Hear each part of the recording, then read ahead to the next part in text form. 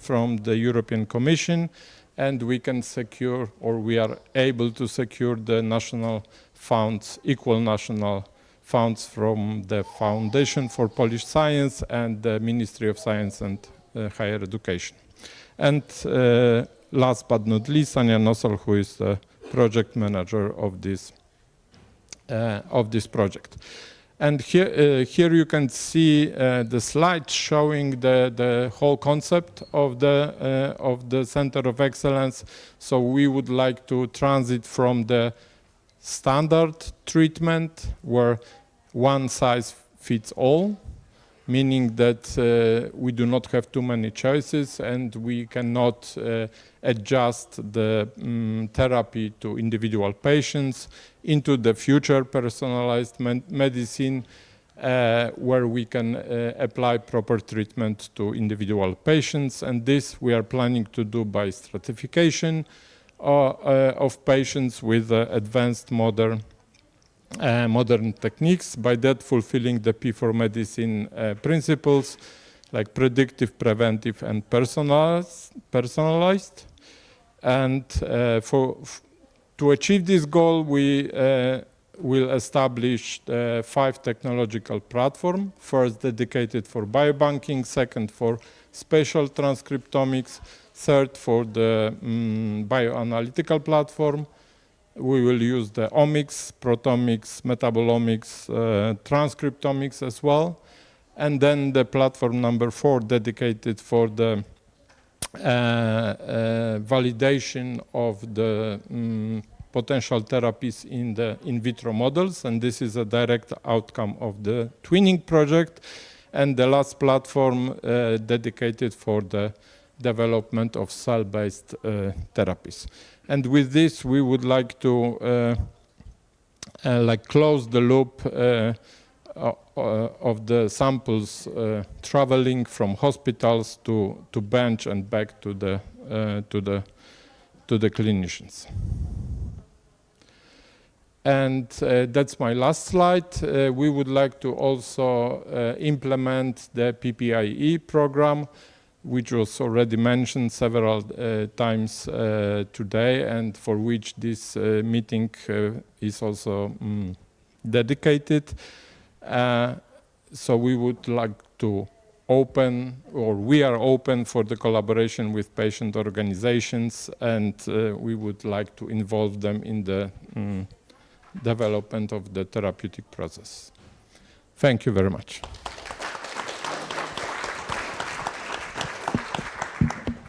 Okay, thank you for keeping the time, and thank you for beautiful presentation. So, any pressing question? No? Okay, so we move on. Thank you. And so So we move to our last presentation. So it will be presented by Małgorzata Kosla. Małgorzata Kosla and Piotr Kosla are the founders of the PAX2 Research Foundation and parents of twin daughters, Lena and Zuzana. And in February 2022, Lena was diagnosed with the PAX2 syndrome, an ultra-rare neurological disorder known as developmental and epileptic encephalopathy.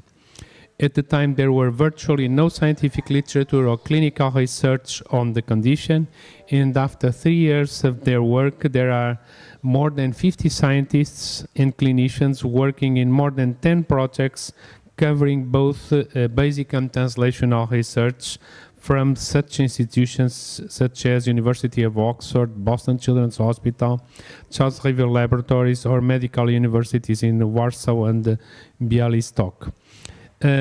So the Koslas are passionate advocates for families dealing with ultra-rare conditions, striving to foster interdisciplinary and international cooperation in the field. And so the talk is entitled Patient Organization as a Driver for Translational Research. So thank you very much, Małgorzata. The floor is yours. Thank you. First of all, thank you for having me, because I believe that having patients' organization in the session for research marks some mindset change. So I really appreciate being here. And as it was said already, together with my husband Piotr, who is sitting right there, we are leading patient research organization called PAX2 Research Foundation. We often say in our discussions with clinicians, with scientists, don't ever underestimate the motivation of the parents sitting in front of you, because this motivation can be a driver of a huge change even for ultra-rare disease. And that is our story. It starts quite ordinary. We didn't have anything to do with rare diseases or biomedical research in the past. We both finished business school. We had quite promising careers in international corporations, and when we learned that we are pregnant, we've been in director positions, and our friends were laughing that even in pregnancy we need to over-deliver because we couldn't have single child, we had twins. And those are there. There's Lena and her twin sister Suzanne on the pictures. So everything in our life looked like the fairy tale, almost, and the girls were born healthy. But in our first day of Christmas, Lena got first epilepsy attack, a generalized seizure, and then 29 of them in next 48 hours. We met amazing doctor here in this hospital on the 4th floor, and thanks to her guidance, we were able to diagnose Lena in just 6 weeks. And in February 2022, in the Valentine Day, we learned that she has ultra-rare developmental and epileptic encephalopathy caused by the mutation in PAX2 gene. She was second in Poland. There was around 40 people in the world with this condition at this time. And we knew that nobody would start working on such a rare disease. So we opened the foundation 3 months later, in May 2022, and it was the first in the world foundation patient organization working for this disease. And we knew that there is 0 publications of disease pathomechanism. We didn't know anything about it, and there was only one person in the world in the University of Pittsburgh who was interested in the gene and working on it for the last 20 years. So that's how the story started. And we started talking to people because we weren't the research people. So we started talking to people in Poland, dozens of people in Western Europe and in the US. And when it was necessary, we were flying to the other side of the world to meet those people and to talk to them and to convince them to join our efforts in developing a drug for PAX2. So here are the few examples.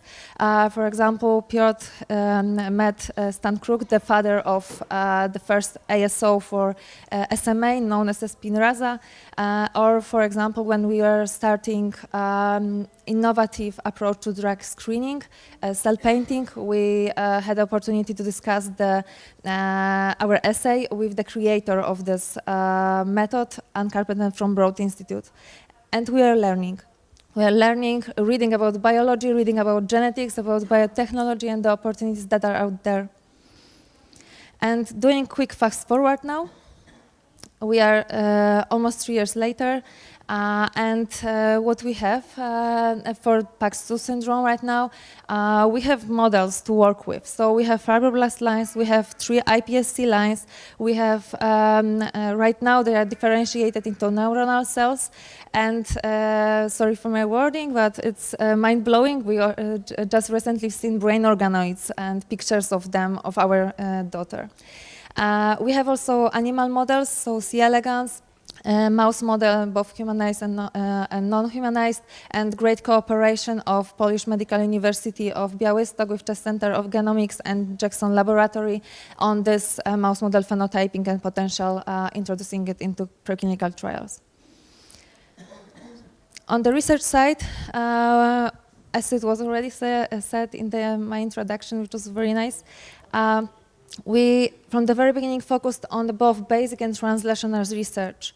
So we wanted to understand what is the biology of the disease, what are the potential biomarkers, but at the same time, we already jumped into the different potential treatment paths that doesn't require knowing the pathomechanism of the disease. And we didn't forget clinics. We, for example, have cooperation with Warsaw Medical University with Boston Children's Hospital. They created the protocol for natural history study and applied for the grant. We joined EpiCare, and we hopefully will be able to extend this natural history study to a few countries in Europe as well. And when I will tell about our efforts, I always tell about all these institutions that are here, because we all work together, and we really quickly realized that we cannot develop a drug in one institution only, and most probably not even in one country. We need international, interdisciplinary cooperation, and that's why it looks how it looks. And from our perspective, there are obvious advantages of including patient organizations as an equal partner to the research consortium at every stage of research. So of course we are patient-centric, but we are also fostering collaboration, because when we started and we've seen that there is exactly zero and we wanted as fast as possible go to the cure, we knew that there are many puzzles to put together, and so we fostered this cooperation. We initiated the work, the projects, and connected people with each other. And what is very often underlined by the researchers working with us, what they like in this project, is that we ensure continuity. That they know that if they will do their part, it won't go to the drawer. Somebody will take it over, and they know these people, and will work with this further. And as much as we appreciate the matter of IP, patents, and all the politics around publications, and we want our researchers to feel secured, we work in as much open science framework as possible, because we want to move fast, and this is the only way.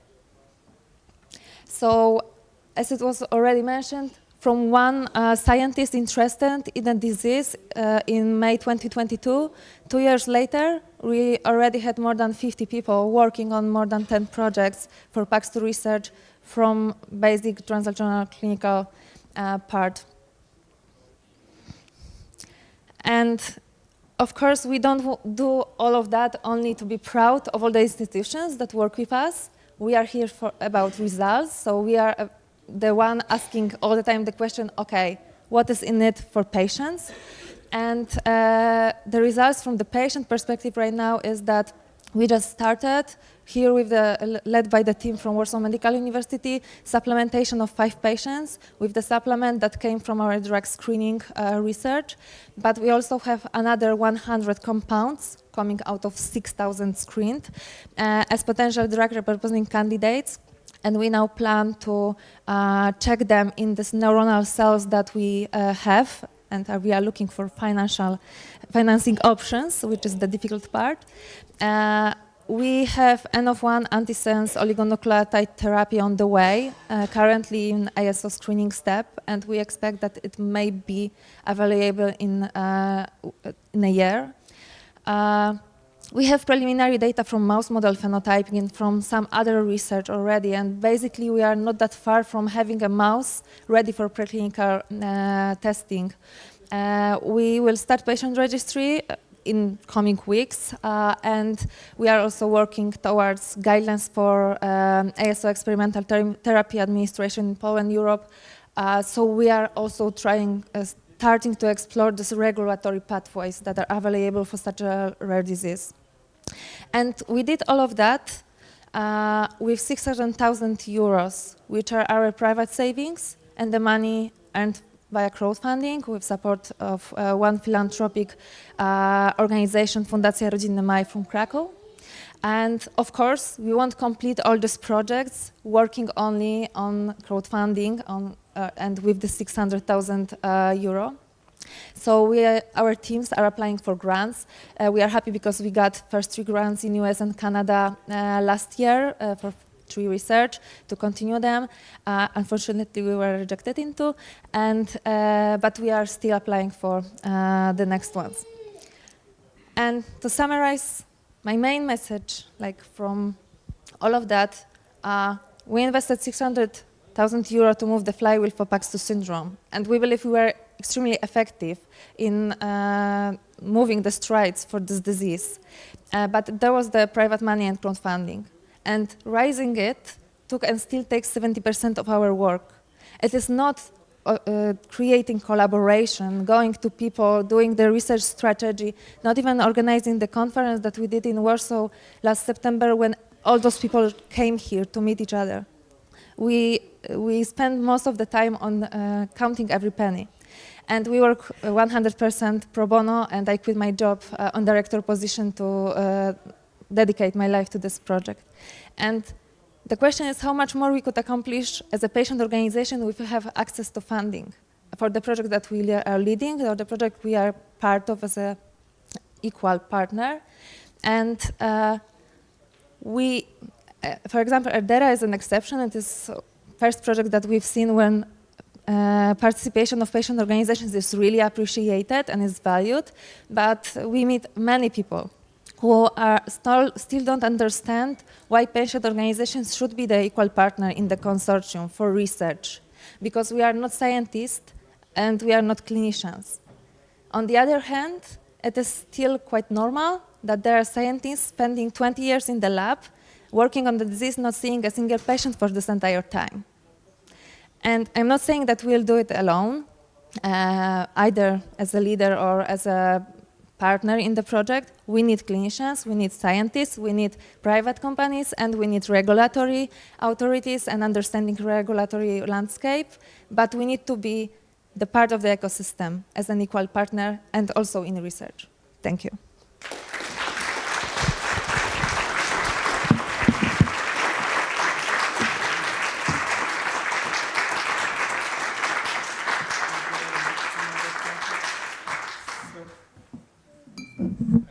I keep forgetting the microphone. So any pressing question for Małgorzata? Yes, Małgorzata again. My huge congratulations. Thank you. You really fantastic job.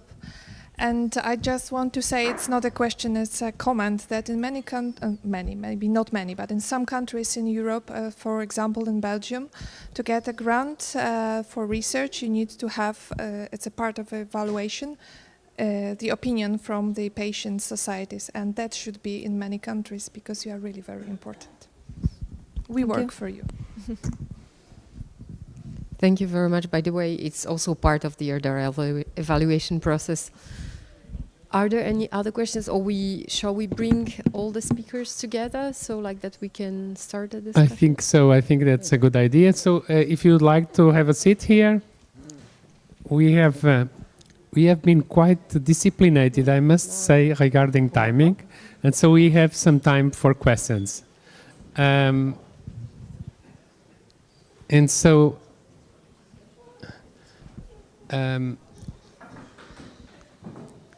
Okay. This one, take this one. Okay. So, shall we start by the audience? Who has a question to our speakers? Okay, go ahead. I have a question to Anton. I represent a very similar organization to Małgorzata, and we are exploring drug repurposing. So from my perspective, how would you convince me? Let's say I find something that works, and I can use it off-label. Why would I just not spread the word to other patients and clinicians to use it, and go through all the trouble of trying to have a proper clinical trial and trying to add it to the label? I think in my mind, it's an equity issue. Off-label, you're less guaranteed that all the patients are going to get it, but also it means you're outside of the formal system. So there's no record keeping, there's no safety records, there's no pharmacovigilance. So you're outside of a formal qualification system that really looks at whether it is safe for that new patients. Off-label, I think, is necessary sometimes because it's really impossible to get it on-label, but it should only be the last resort after really trying to get it on-label, I think, simply because then you're inside the system. Also, things like drug supply are an issue. If for the original indication that market dies, then the off-label indication will die with it. And so there are also those sort of things to consider.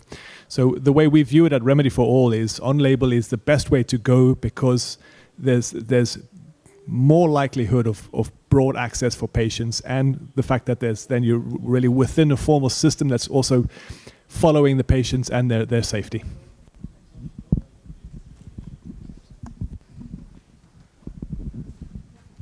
Thank you. So following on that question, I think I have a remark to make, which is that there is a difference between rare disease and ultra-rare disease, right?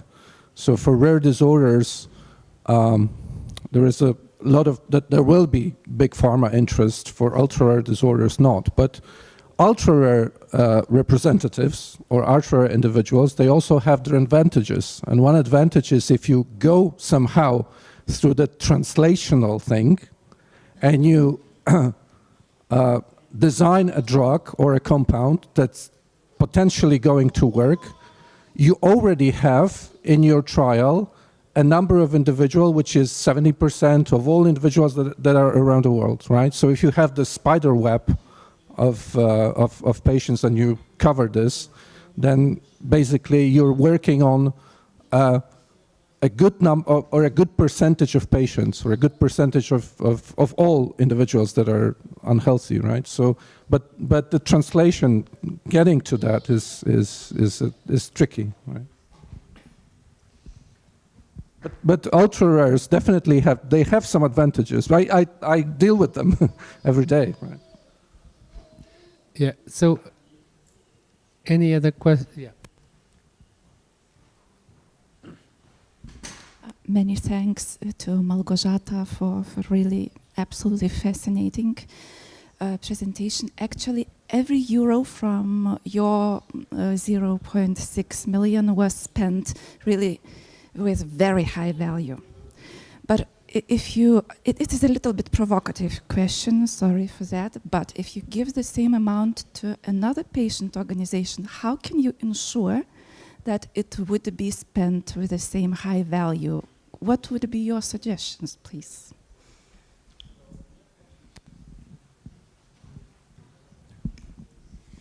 So I would underline the message that I try to give, that we cannot do it alone.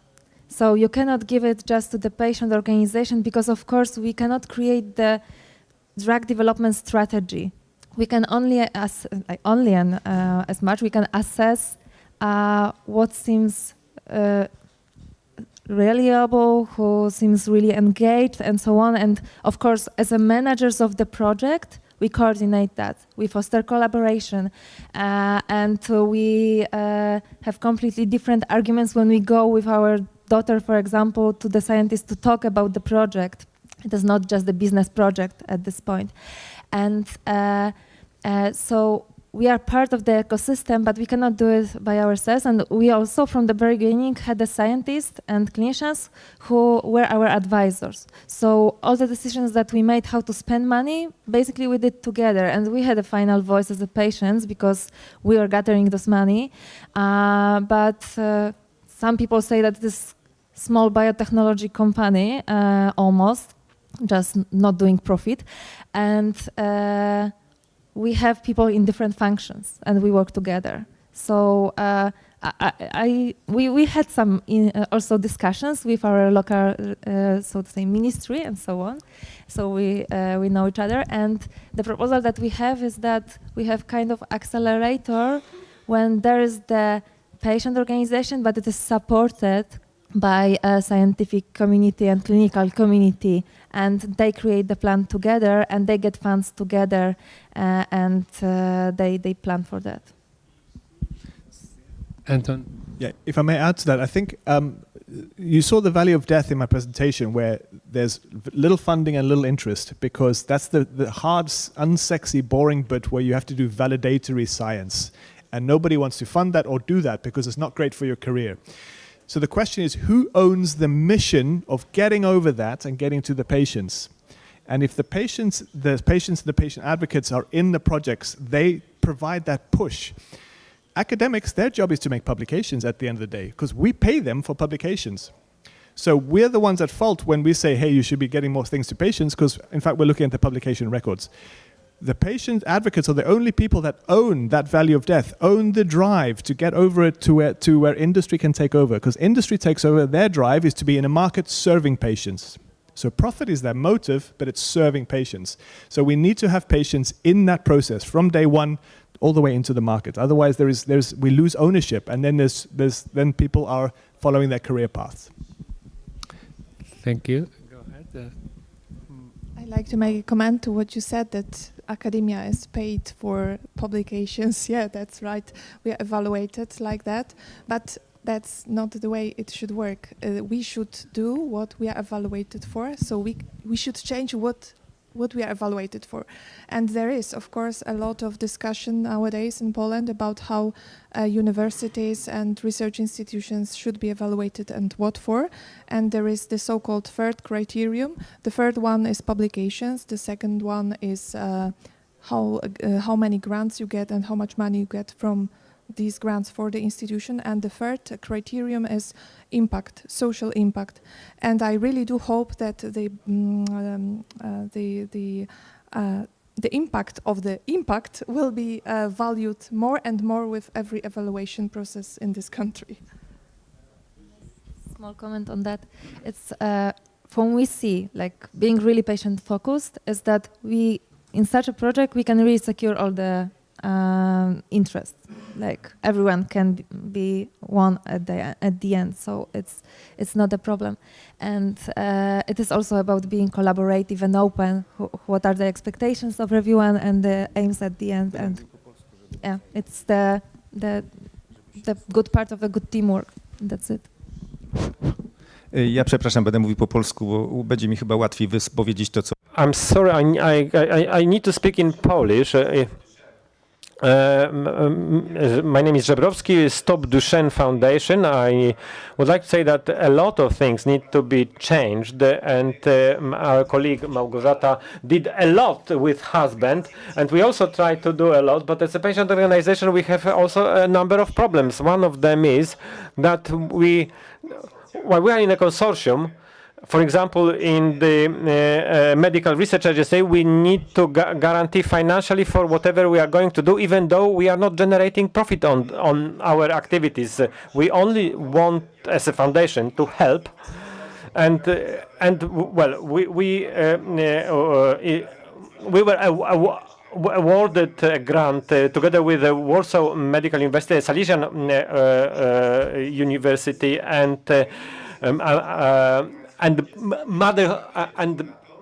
Polish Mother Hospital in Warsaw, and I had to step out from the consortium because I have a sick child, and I had to guarantee with my own finances that the money will be well spent, and therefore, taking into consideration my private situation, I needed to make sure that my child would be secure in the future in case the project fails and I will need to pay from my own money. So why university don't need to vouch for the future of the project, and people like myself, people who have no money, who only run foundations, need to provide the collateral for the grants?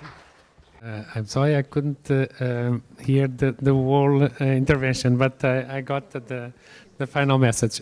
Would someone like to, to give any further information on the intervention of our participant? Yeah, I'm sorry, I can't speak for the local situation, but it's a common problem in many European countries that the patient representation is not well done. Slowly we see the system now changing. I think ERDERA is a good example where patient involvement, but that took many years, I think, right, Daria, to make that happen. In fact, my organization in the Netherlands, where our headquarters is based, we're not even seen as a research performing organization. We're not entitled to apply for ERDERA funding.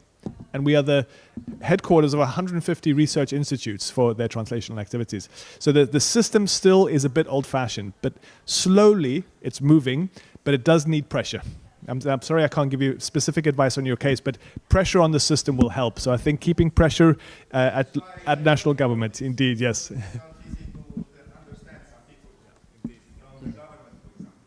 Yeah, but so if I may follow a little bit, Malgorzata, still, how do you envision the development of your organization? Do you think it will become a research institute in the future? It will be a funding agency? How do you see it evolving? We have multiple ideas. Go ahead, this is the moment.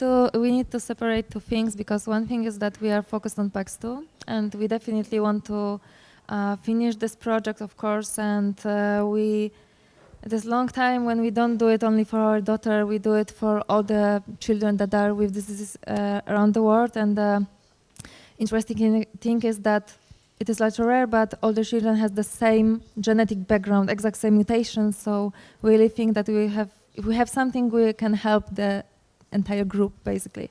So definitely want to finish that. We don't know yet if it will be some kind of small biotech company that will deliver, or will go into some cooperation with some corporation. It also depends what will be, for example, the final outcome of our drug screening, what will be the substance, if it is under patent, and all the issues that Anton mentioned.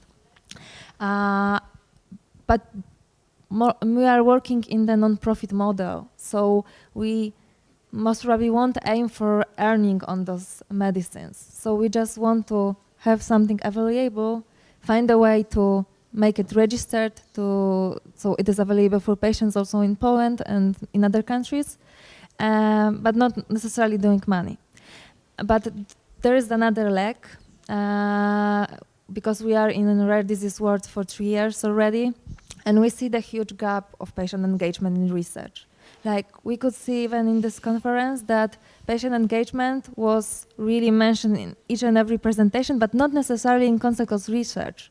Because for many people on both sides, it is still hard to create this collaboration. And it's not because they don't want to. It is just difficult to find how we should work together. And we need to learn that, but we need to talk about it more and support this collaboration. And it is also the area in which we are informally active. So in Poland, when we started our work, there was one organization that was trying to develop a drug for their disease. And we were advising the people who are in US. Now somehow we are the hub, and people are calling us, like every week we are taking the calls from parents who would like to do something like we did, just because somebody told them that it is possible. And somebody didn't close the doors in front of them. And already we have 10 organizations like ours in Poland who are putting their first steps and trying to do it, and we are trying to support them in these first steps, connect them with people who can help them. So somehow we also entered this mission, and maybe it will also involve in something else. And we are also engaging on European level, and also we would like to build this patient engagement on the European level. Thank you very much. So if I interpret correctly your words, the major issue in terms of translation is this patient disengagement from the process of research. Is it so? Or, you know, I would like to ask this question to the whole panel. That is, what is the major roadblock in the process of translation? Why aren't we getting more medicines faster, in your view? And so, okay, Malgorzata, would you like to add? And then we move to, okay, go ahead. Just Vitek. General remark. I fully agree with you. I'm a perfect example of that, because when like several years ago, European Union introduced this PPIE requirement in the proposals, for me it was just a name, right? And now I'm really, it's not that I didn't want to collaborate with the patients, but it was somehow we were in different worlds. So the meeting like that is like a good example that we have to talk about it, and maybe in the future it will bring some benefits. And so kind of maybe not misunderstanding, but we simply do not know much about ourselves, right? So the contacts and the discussions is the solution for this. Okay, thank you. Malgorzata? I really do believe in education from the really early stages, and I think that we should train young researchers like PhD students in our institute, for example, and worldwide, that collaboration with patients organizations is one of the fields we should be skilled in, and not just soft skills like how to present, how to give a good lecture, how to write a good grant. We should be trained in how to speak to the patients' organizations. And if you accept the invitation to Poznań, I will be privileged to organize a meeting with young researchers, but I know that you are very busy. But yes, I agree that this could be one of your missions, to engage in this really basic education. Every scientist should know from the start, from the beginning, that what is the mission of our work. Okay, education. So maybe Anton? Yeah.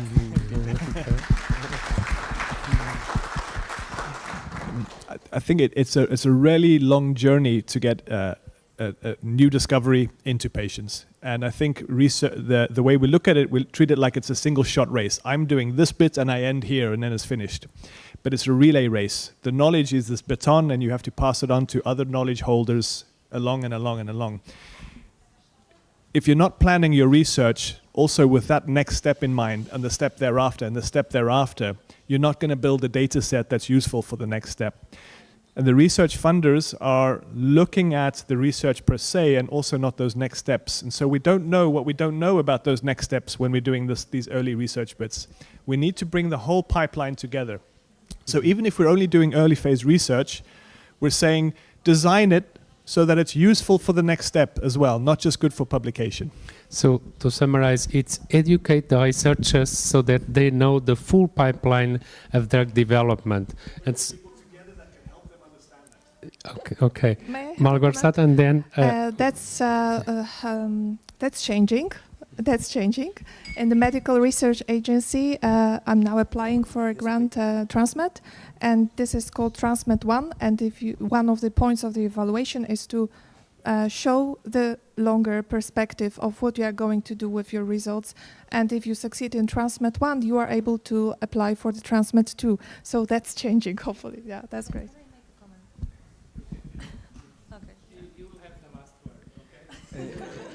Ja jeszcze tylko chciałem zwrócić się z takim apelem, czy z taką... I wanted just to add one more thing.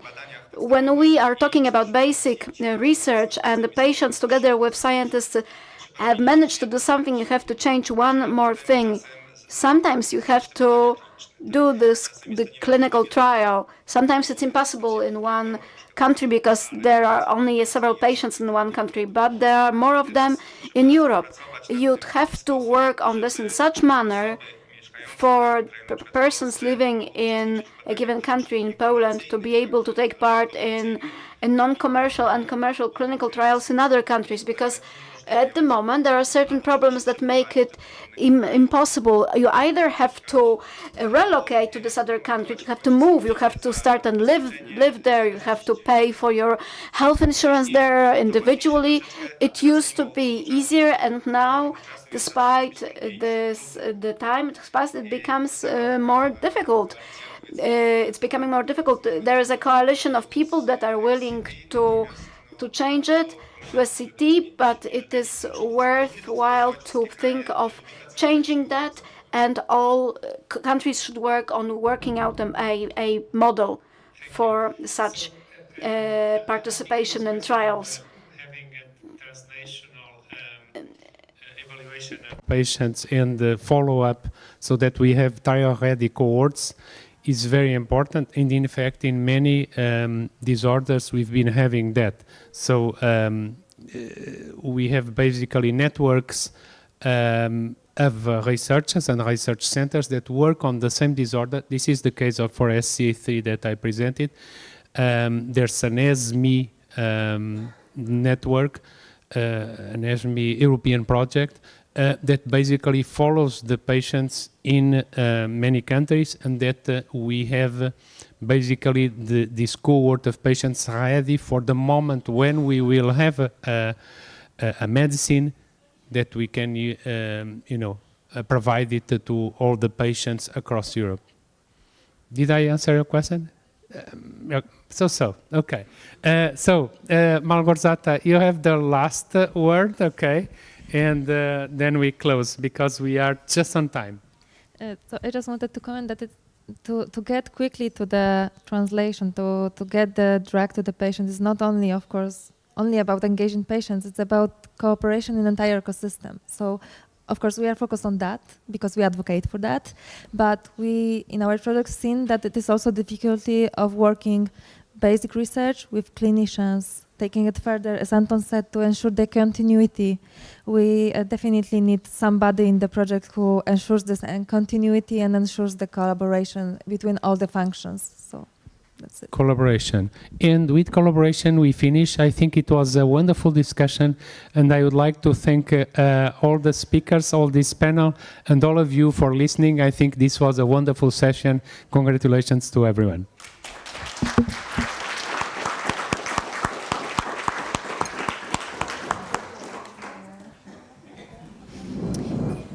Thank you very much.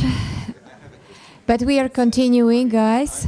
The next panel, the next session is titled Rare Disease Research from National Registries to the European Health Data Space and back.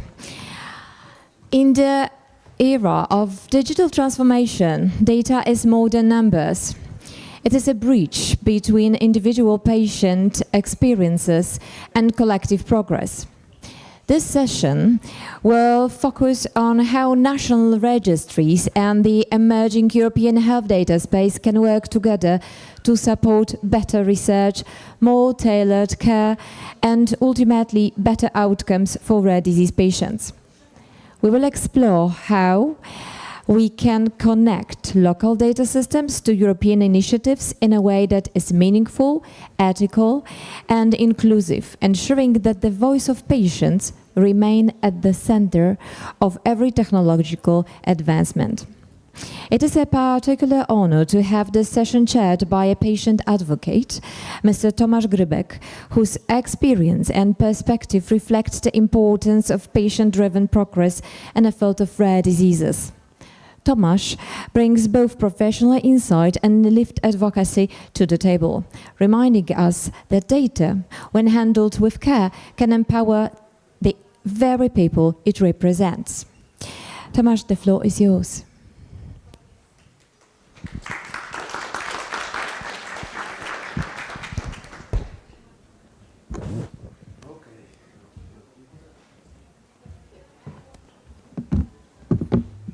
Okay, wakey. I know it's late, but we have to do some brain jogging. So I have a proposal for you before we start. Excellent session. So we split this room for half, and we follow me and repeat what I will say, okay? First this side and then this side, okay? Are we okay? So this side. Choroby rzadkie. We are in Poland, so it's a language of tongue twisters. Choroby rzadkie. Everyone. You can do better. Choroby rzadkie. Okay, so keep practicing.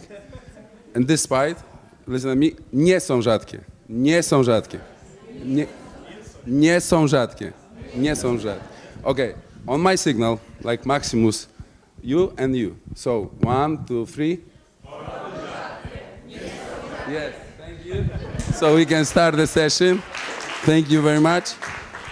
So I will start with a very provocative thought, because I would say that you are the data. You are the data here on the conference. But please don't take it personally. And sorry for my voice. I was singing all day long, but this is a part of that. So, but you are not fair. You are not findable, not accessible, not interoperable, and no reusable. That's true. But of course, when it comes about the data about the conference, of course, I would love to see you again back in Warsaw, or maybe even better in Gdansk. But of course, this is not the game changer. It's not the first world problem, I would say. But when we talk about the rare disease, where we talk about rare disease data, rare disease evidence, real world data and real world evidence, this comes a matter of life. So we need to focus to how to make all the data we generate. We are here and we generate the data. How are they fair? So today, we have a really big pleasure to have excellent 4 speakers. It's a bit polar, you know, so talking about myself that we have excellent speakers, but we have 3 excellent speakers and myself on the session. So I would like to invite to the table our 3 excellent, as said, speakers. So first, Bruna dos Santos Vieira, Maruman Pereira, and Robert Tugowski, and myself. Please join me on the table. Come on, guys, big hand to the speakers. So I will, let's begin, and I will say once more, I reiterate, evidence-based treatment for rare diseases. This is about urgency, equity, and lives. And in this context, there is no room for negotiations. The health data must be fair, full stop, nothing more and nothing less. So I will start without introduction, the first speaker. Bruna dos Santos Vieira. Bruna specialized in semantic modeling, ontologies, metadata standards, and health data interoperability, working on rare diseases registries since 2019. She has worked with all rare disease European reference network, led verification services in EGPRD, and now ERDERA. As you can guess, she is fast learner, creative team worker, strategic thinker, and the leader with a puzzle mindset. But he's also a human living being. So she walked 40 kilometers in one day for DMD community as patient herself with their neurodivergent community. She lived in Amazon, which is close to Cuba, as from where she was born in South Brazil. And you can believe it or not, she cannot dance and don't play football, you know. And she collects beer flats and rocks. That's the question on the end, whether it comes in the pair. So, Bruna, data are everywhere. We generate enormous number of data every minute through our activities. Why it's so important that the data are generated, structured, and managed according to the FAIR principles? How does the verification of data enhance its value, supporting robust, informed decision-making process? Or whatever you want. Yeah, thank you. So first, it's nice to point that we are talking about data and infrastructure for a better data flow. And historically, in healthcare and public health, we are used to dealing with urgencies and emergencies. And historically as well, infrastructure and data infrastructure is not the first of our priorities, but I think that is changing for the better.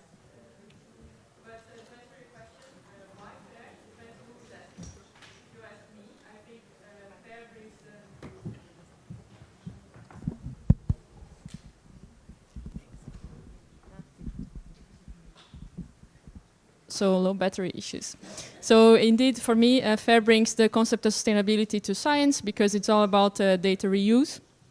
If you're talking about authorities, I can always refer to the report that we had, which estimated the cost of not having FAIR data to about 10.2 billion euros per year. If we're talking to clinicians, we can answer that indeed it saves time. Questions that maybe would take 3 months to answer can take 3 minutes with a FAIR infrastructure. And if we're talking to patients, why FAIR? I think no better patients than in the rare disease community can say, can know the cost of not having connected data.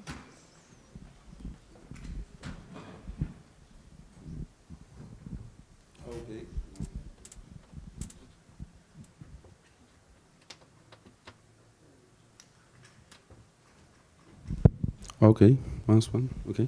So yes, so you clearly demonstrated that the FAIR data are only type of data that truly are capable and driving the meaningful change across the rare disease ecosystem.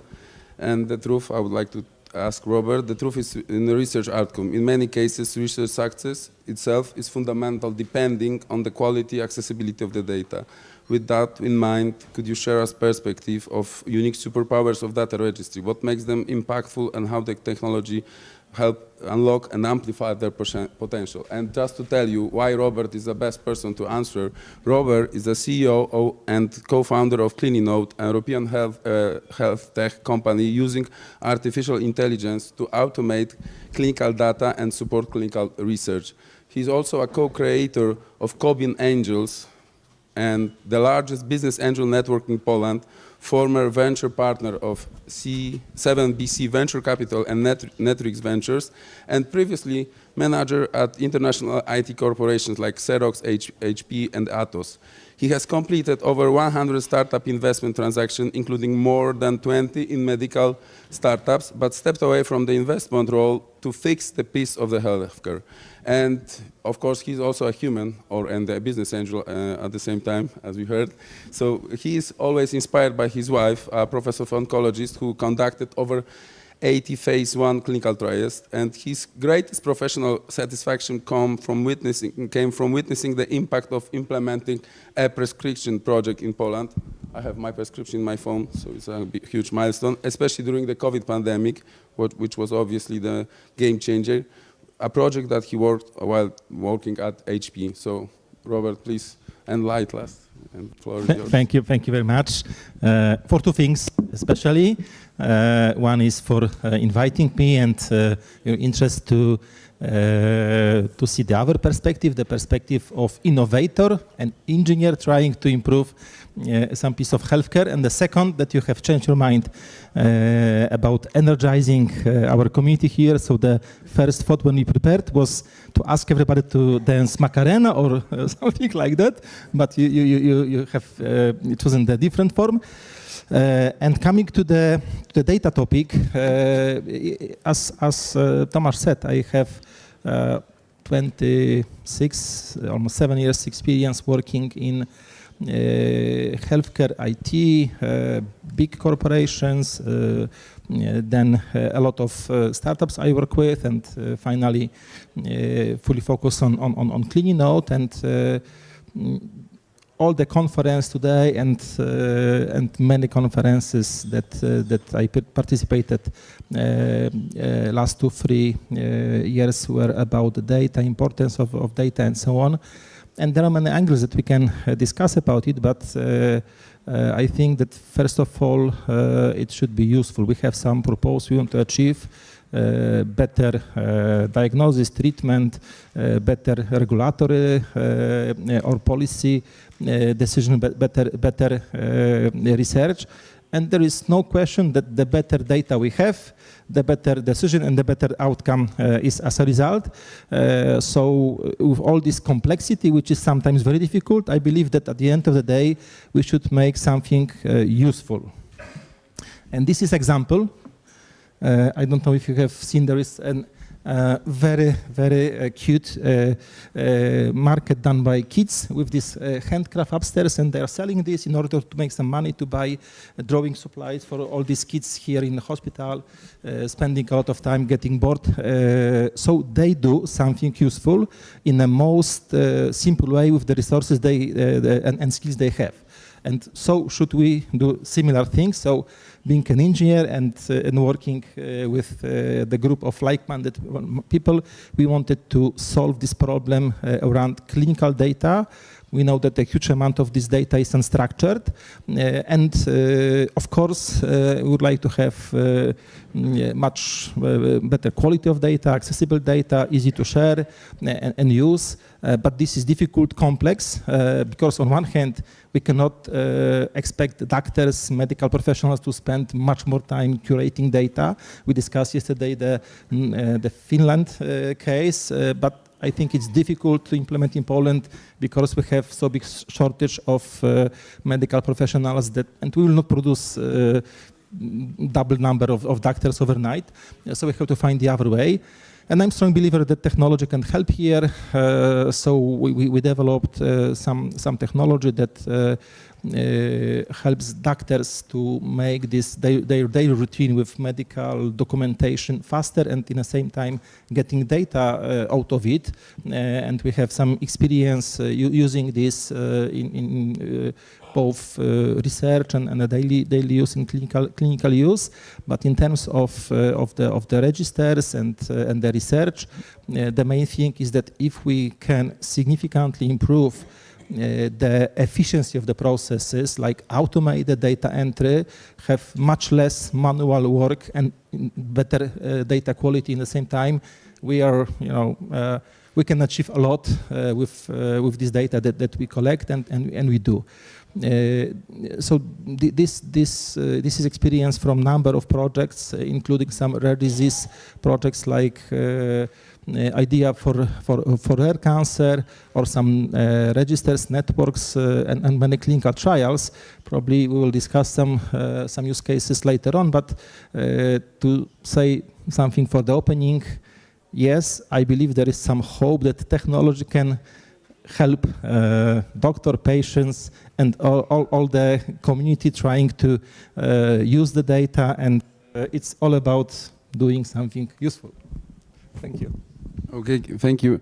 Thank you. It was a good example. I think just maybe immediate question. So we can agree that it will not replace the humans, but it's about supporting the clinicians, the people, the humans to make the best use of their knowledge. So, Robert, as said, research is data-driven, and it's never too much to repeat it. And but now I'd like to introduce the next speaker, Mar Manu Pereira. She is the head of the Rare Anemia Disorders Research Group at Valdebron Research Institute, Barcelona, where she also coordinates a transversal cohort research area on rare diseases. She's a scientific coordinator at EUROBloodNet on rare hematological disorders. She's also a coordinator of Enroll Registry and the EUROBloodNet Central Registry and the RAD-DEEP, the European Patients Registry on Rare Anemia Disorders. She's a leader in Working Package 3 in ERICA and Working Package 10 at ERDERA on patient-centered outcome research. But as you may guess, we are all humans here, so Mar loves cooking and of course eating.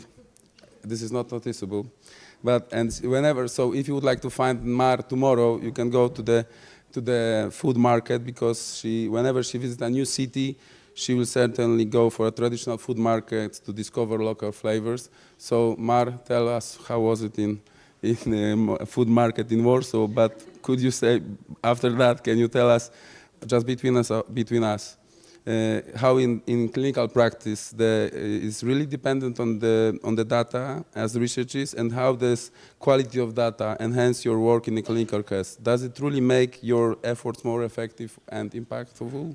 Thank you. Thank you very much for your nice introduction. I didn't visit the market yet, but hope to do it tomorrow.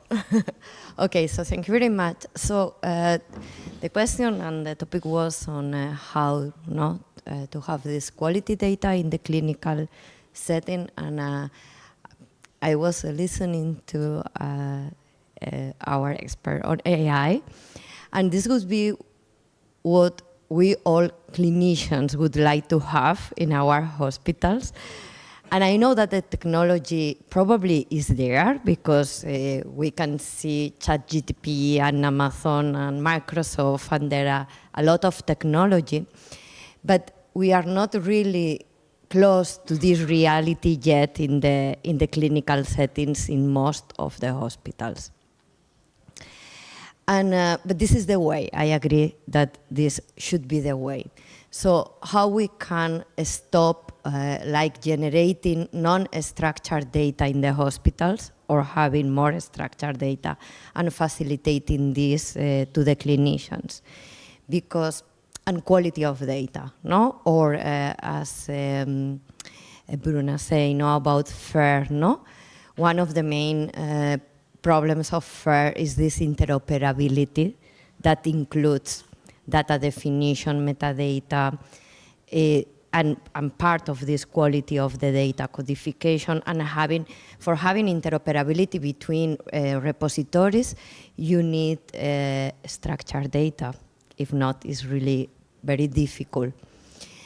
And we were listening yesterday and today many challenges that slow down the process of having new drugs in the market. No, for the rare diseases there is no treatment option, and when you have one treatment that is standard of care, normally is suboptimal and is leading to chronic organ damage, disability, poor quality of life. And you really need to have proof benefit for new treatments, and this is done through high quality data. I fully agree with also the comment in the previous panel that from discovery to having a drug in the market is not one shot. It's really too many steps.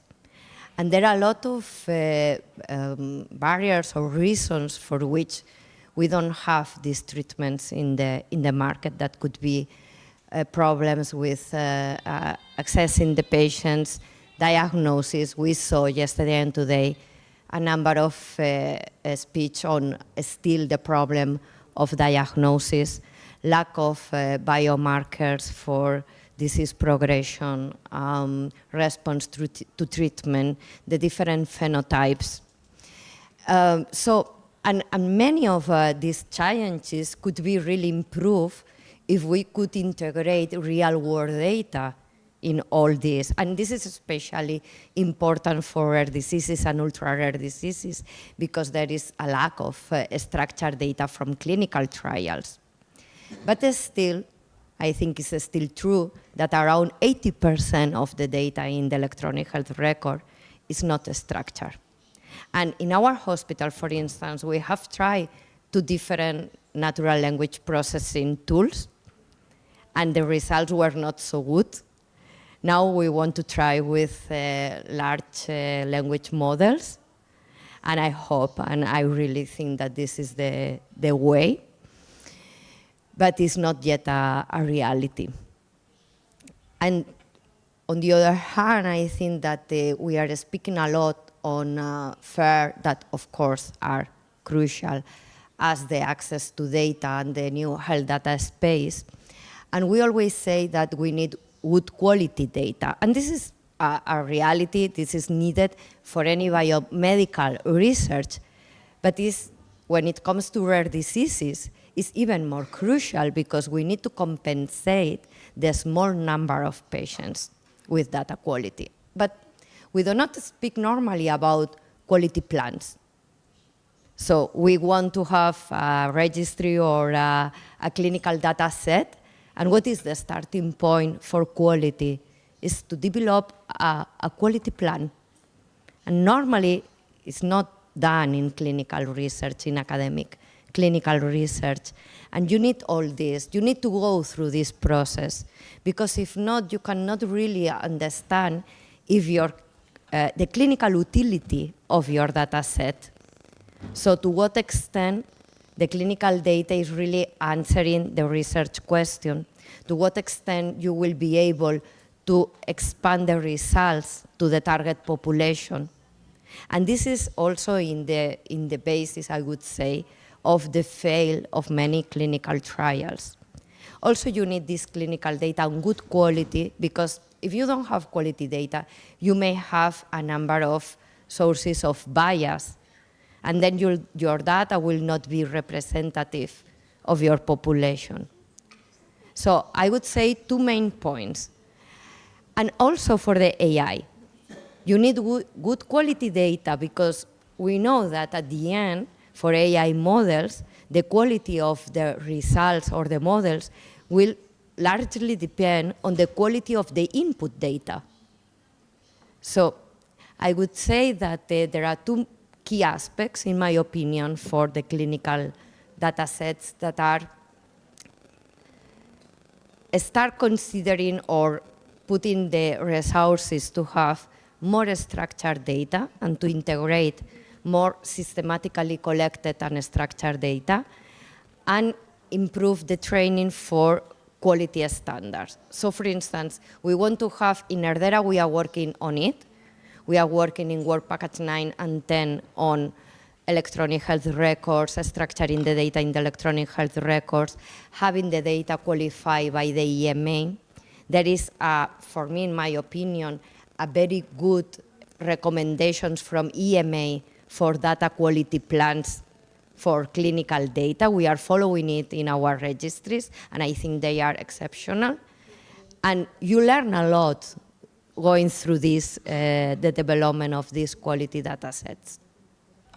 We are working also on integration of the patient-reported data, also home monitoring. We had a very nice example this morning on Fabry disorder, how important is home treatment, not the possibility, but we need to be able to collect all this data at home and understand all the disease burden of the patient at home as well. And for this, we need also this structured collection of the data. So I don't want to go more, but I would say that we need to invest more and to give more resources and important also in the projects, no, to improve the quality and the standardization of the data. May I quickly comment? So it's interesting because we're actually taking the EMA quality indicators and trying to make fair queries, so real-time questions to different FAIR databases, for instance, the ERN registries.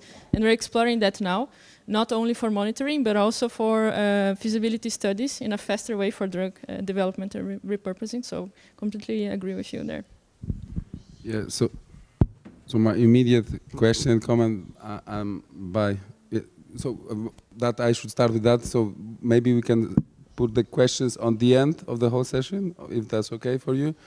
And but my immediate question, because I come from ISO quality system auditor, so I think that the leadership is very important. And if you just can briefly respond, because you said all about the quality of the data, but I think it's also important that the leaders in the hospital, in the clinic, they are providing kind of, guidance and leadership in this topic. Completely. So I don't think you can do anything in a hospital without the CEO and the head of the IT department and the transformation. Now we have, I think, more and more, because the hospitals are preparing for the European health data space. We have more departments on digital transformation. They are key, for sure.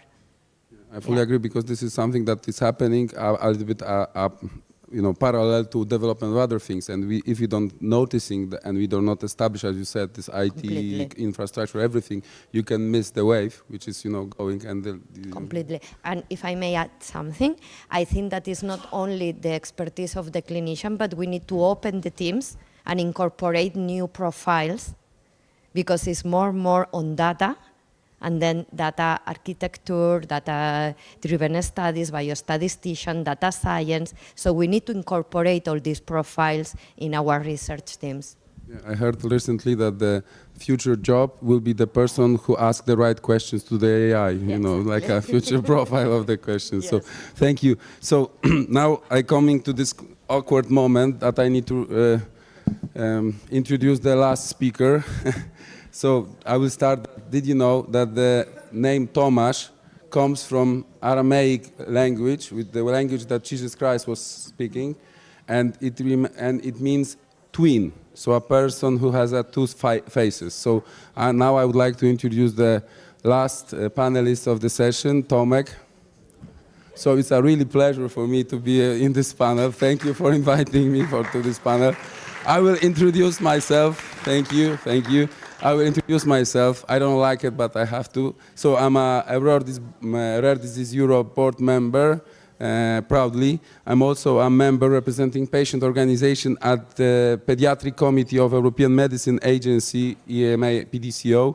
I'm also a member representing patient organization at ERN Ithaca and MetaBRN.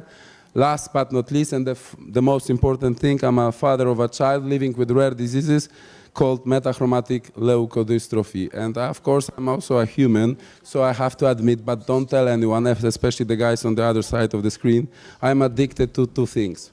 One is strong coffee and the jazz. And the jazz led me to organize the I would say probably the only one in the world microfast festival dedicated to the rare diseases called Jazz for Rare. It's 6 editions, and the funniest thing is that I don't have a zero music ear, so I don't hear the difference. So I just recognize 2 types of music, good and bad music, just like Mike Davis. So thank you for having me here.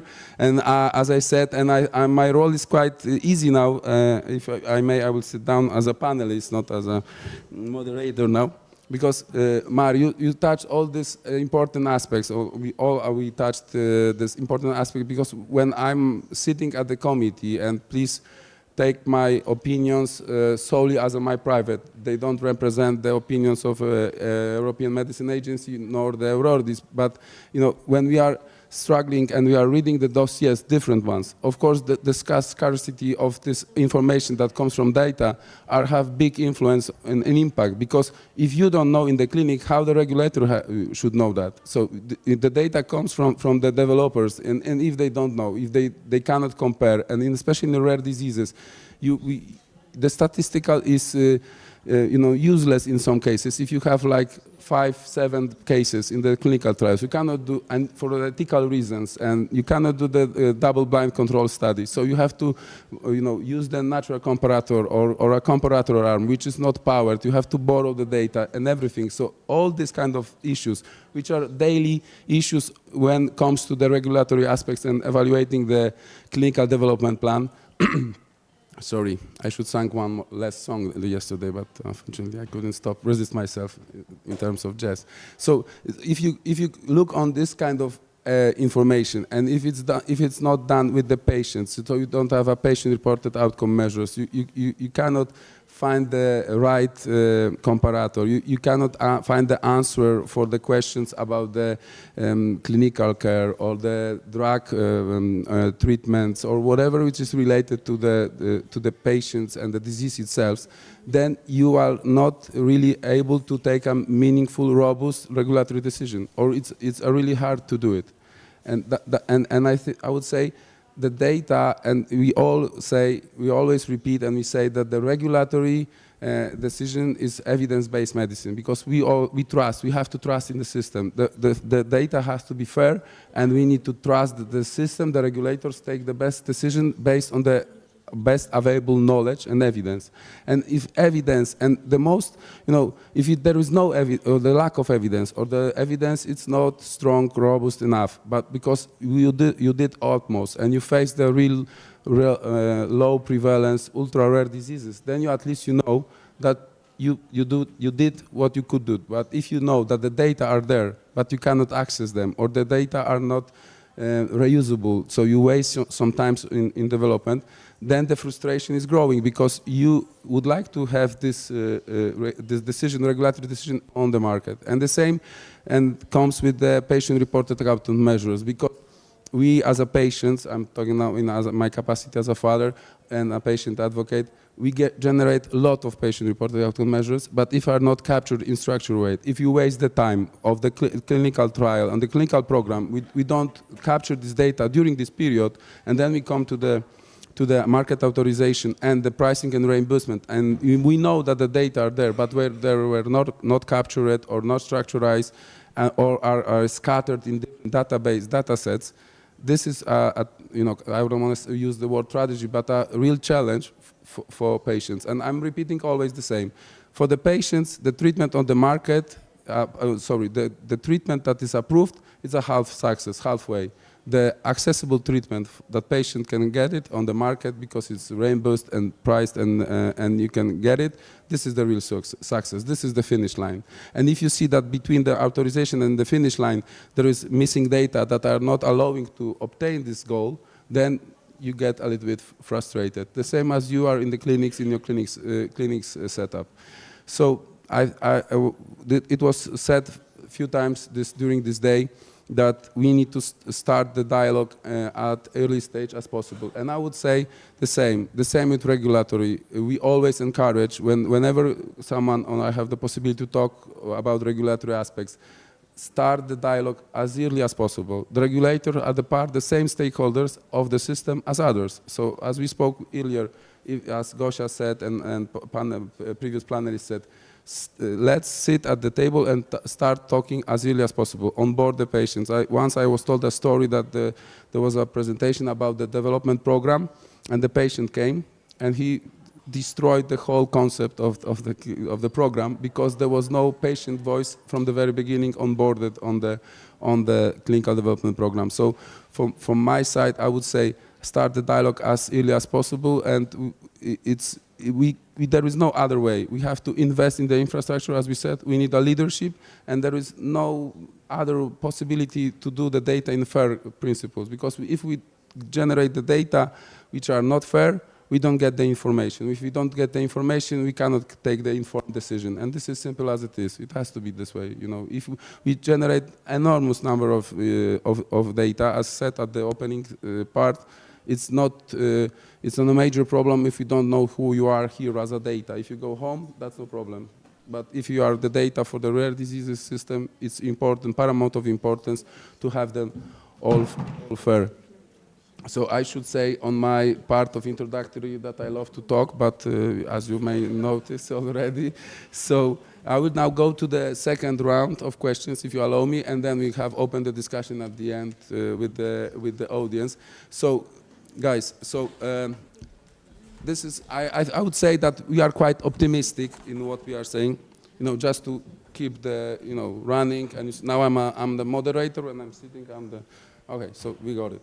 So now I'm the moderator. So because it's sometimes we say this is a pity or this is something we lose, but I would like to ask a question again to each of you to share a positive example or a negative example that became a positive use case of use of the data. So I will start with Bruna. Bruna, please share with us some positive use case of how the FAIR data were helpful, impactful, and changed the...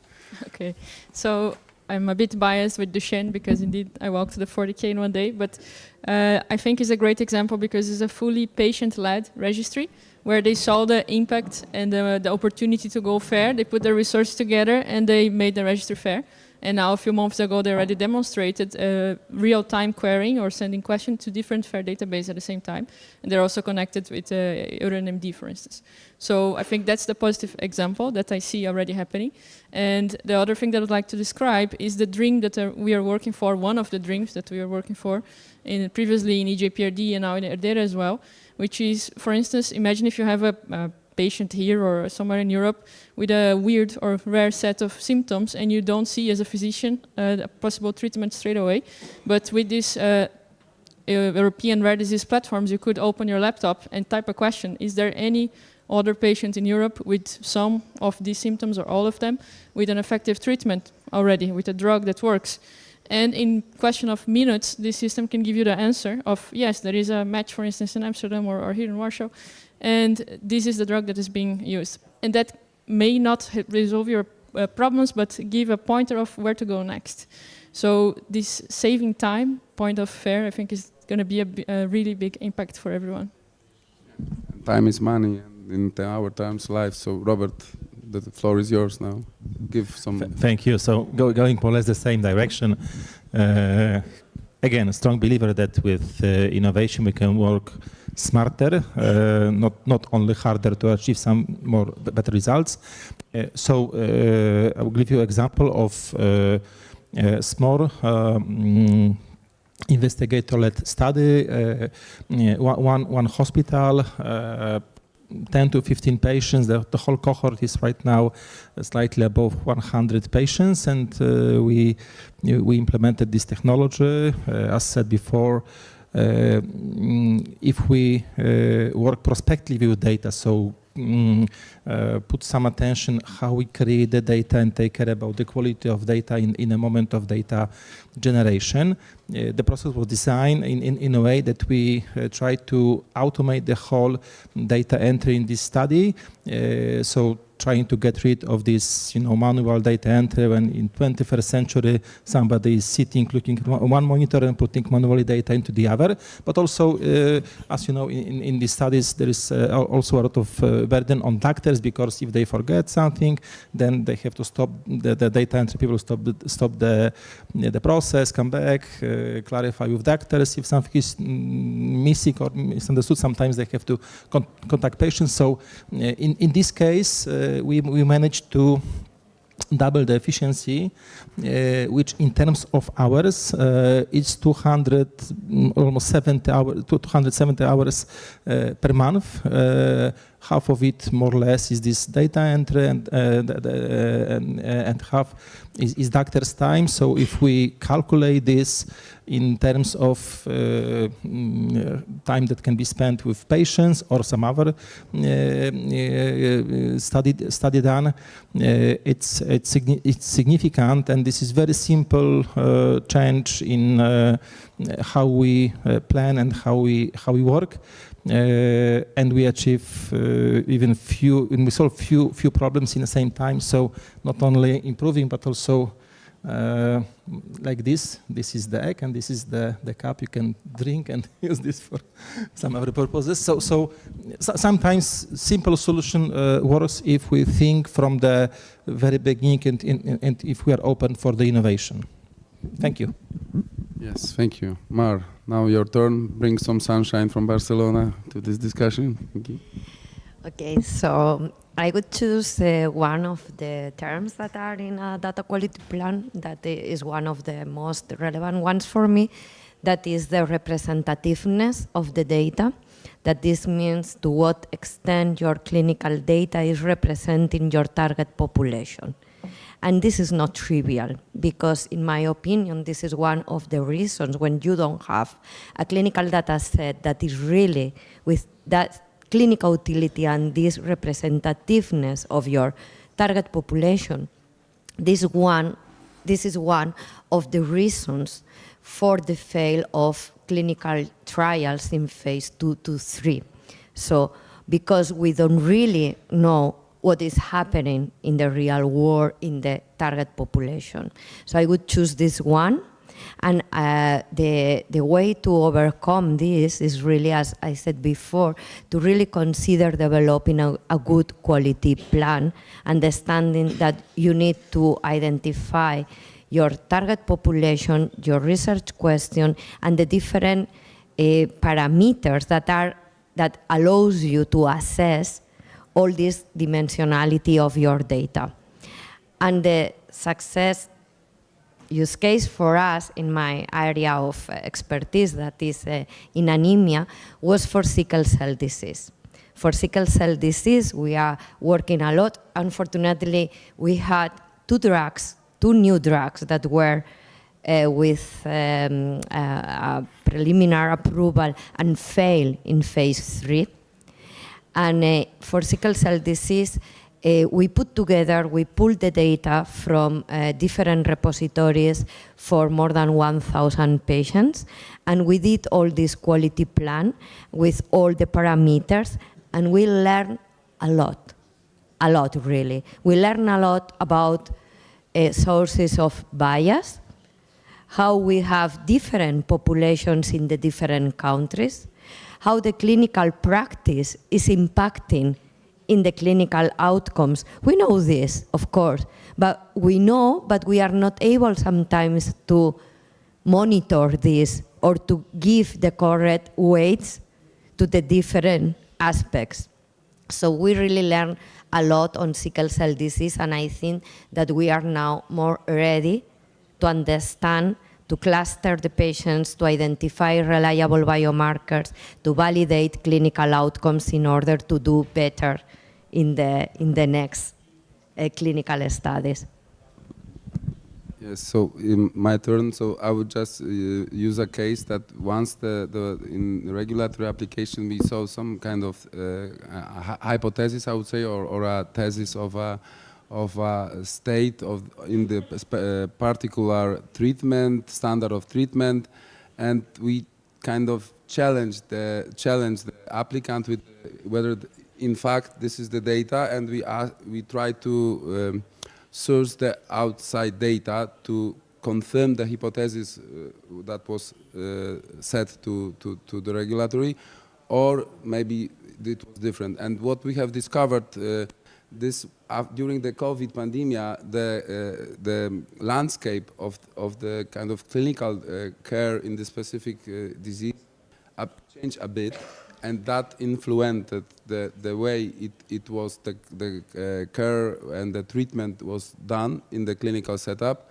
And the implication for the regulatory purposes was that it's opened a kind of additional alley to at least look for a safety data, or at least try to have an exploratory trial or a group to verify if the treatment is safe enough and possible.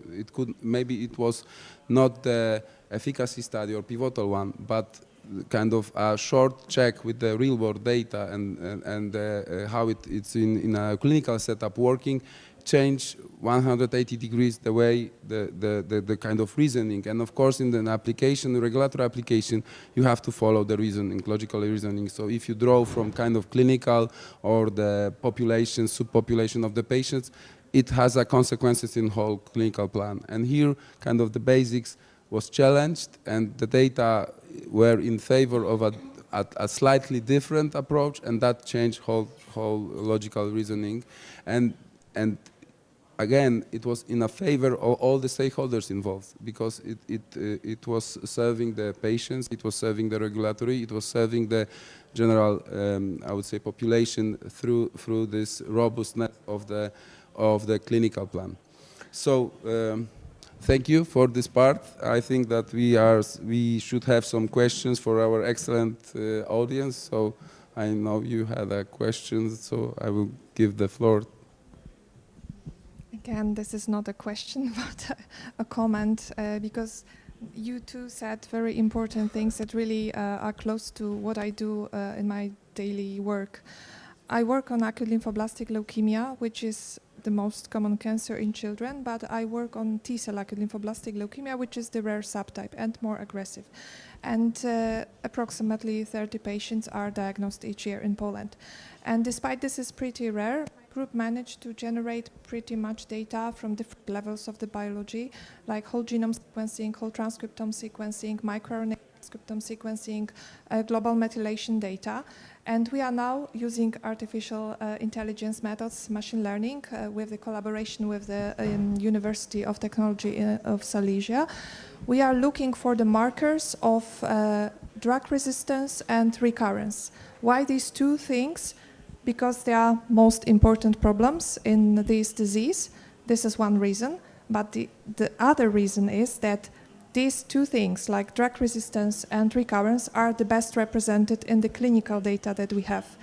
And I'm really pretty sure that we could get much more information, biological information, and we could identify much more biomarkers from this multi-omics data in this rare disease if we had better clinical data.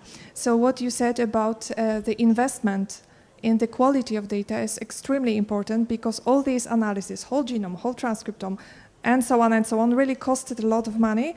And now we have the feeling that we could get much more from that if we had better quality of clinical data. And I'm naturally not blaming the doctors, because I know that they're extremely busy people, and I'm so happy that there are developments like tools for the doctors to make this process automated and easier for them and more informative for us. That's just my experience.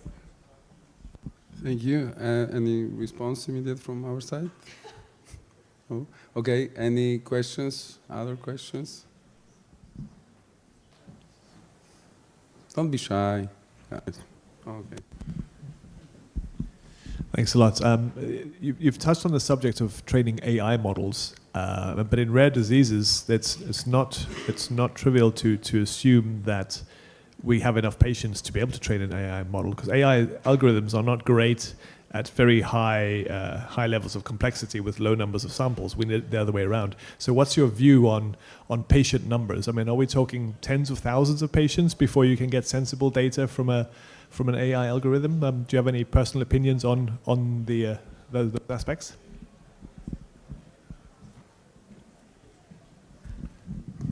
I can answer from my personal experience for sickle cell disease, and I think this is linked to what we were saying in the beginning, that the quality data compensate the small number, and there is always like a ratio between what I have learned during these 2 years working on sickle cell disease, because really it is you need to reduce also the complexity. So sickle cell disease is a chronic disorder. So on top of rare, you have a lot of symptoms, a lot of chronic damage, you have years and years of clinical data. So you really need to be very concise on one question. You cannot give to the AI all the data and give me something, or no, you need really to work on the concrete question. What do you want to answer? What type of parameters really are relevant for the question that you are making? And then for me, again, the quality of the data, because if you are giving to the model a data set that has false negative or false positive for some parameters, the missingness, if you have missing data, you are decreasing a lot the quality of the data. Of course, you can work on imputation, synthetic data generation, but again, to have a good model for synthetic data generation, you need good real data. So it's like always. So I think that really we can do augmentation of data, but again, you need the starting point always is a very good quality real data, real data set. And you have to compensate these small numbers. If you have small numbers, as we have for some of our studies, 300, 400, you can have results if the quality of the data is good and you have very clear and very well done questions and a good work with all the other experts for data science and AI experts. Well, to add a bit to what you said, yes, of course, this is the main problem in rare disease about the data and modeling. So the current wave of models that we have, it's, I would say, the first generation, and it's very much dependent on training the model based on historical data. But we have some experience. We work in some projects with attempts to build the models from the different perspective, trying to make model based or to understand the biology, the mechanism of the disease, and in that case we will have much more possibilities. Because, for example, this is about predictions in clinical trial and points and so on. So it's very difficult to predict something about some new medicines based on the historical data. And again, there is not enough the data. So understanding biology and maybe combining also with the data available, a bit of training or fine-tuning, I think this is the future. We have time for one last question, if there's any. Okay. Yes, I have a question. If maybe, I don't know, if to Bruna and the others, what, according to you, would be, is the advantage or potential challenges of having a registry being driven by patient organization? Because you were talking about the one of Duchenne and so on. We know, you know, how much efforts are being put in the registries, and I was wondering, you know, if what are the elements that it brings to the table, and on the other hand, what are eventually the challenges related to that? I think the challenges can be with funding sometimes with the patient-led registries, the connections to institutions, to publications, and so on. But the opportunities and the positive points of it is definitely data quality. And they take care of the data quality and the PROMs, the patient-reported outcomes. It's something really important. They also took care of making FAIR. So those stand out in comparison with other registries that I have seen. I would say that, you know, I think it's the heart of the registry should be patients, and my personal, I think they bring the lived experience, which no one has this experience and knowledge. So if you combine the superpowers of someone who thinks IT, knows AI, like Bruna with the verification, and like Mar with the clinic, and then the patients, you can have a perfect power couple to make the registries fly, and I think this is the core. If you do it without patients, then you just have a kind of assumptions what you can read in the books, but the books are not always the same as the life. So, but I feel that there is appetite to respond also. If I may answer, going slightly beyond the registers, there are many reasons why we have so poor quality of data in the registers, but one of them is that we how we use the data and that there is no closed loop. So there is data we can analyze, but we wouldn't have the way to check the source of the data and improve based on that. So I think that after we implement EHDS, maybe the next step would be that patient would own the data and will have possibility to use the data.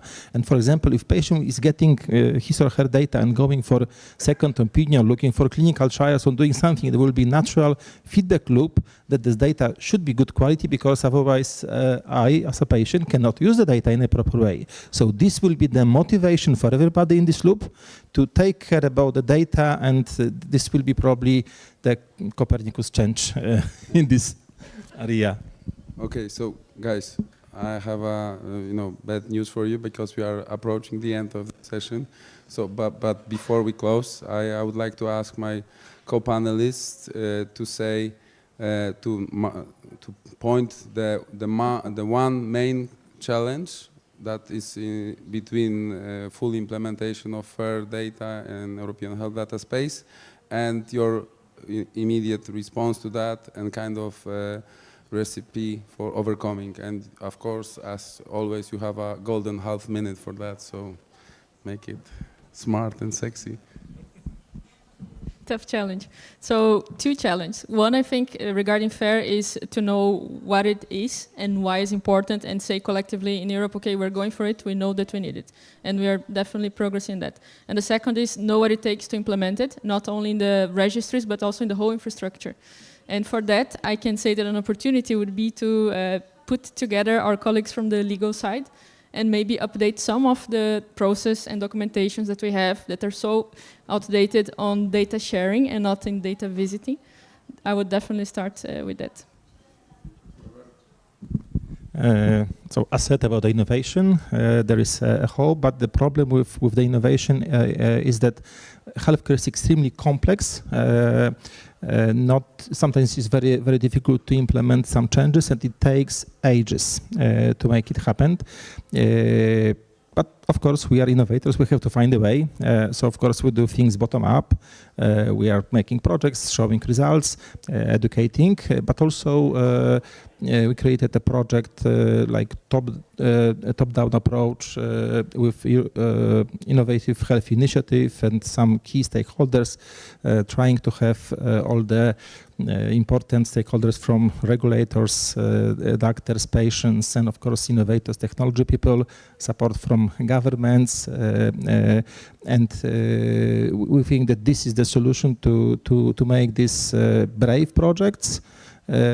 Also to accept a bit of going outside the comfort zone. Of course, it's healthcare, we cannot take too much risk, but sometimes going a bit out of the box is important to have a chance to get some better results. So if somebody is interested, you can find me and feel invited to join the project. Thank you very much. Thank you. So for me, the main challenge that I would choose is to reduce the percentage of non-structured data in the electronic health record. So by structuring it, the free text and all what is not structured, or by reducing not the generation of non-structured data, because we are still generating all this data in each follow-up visit of the patient. This would be the challenge.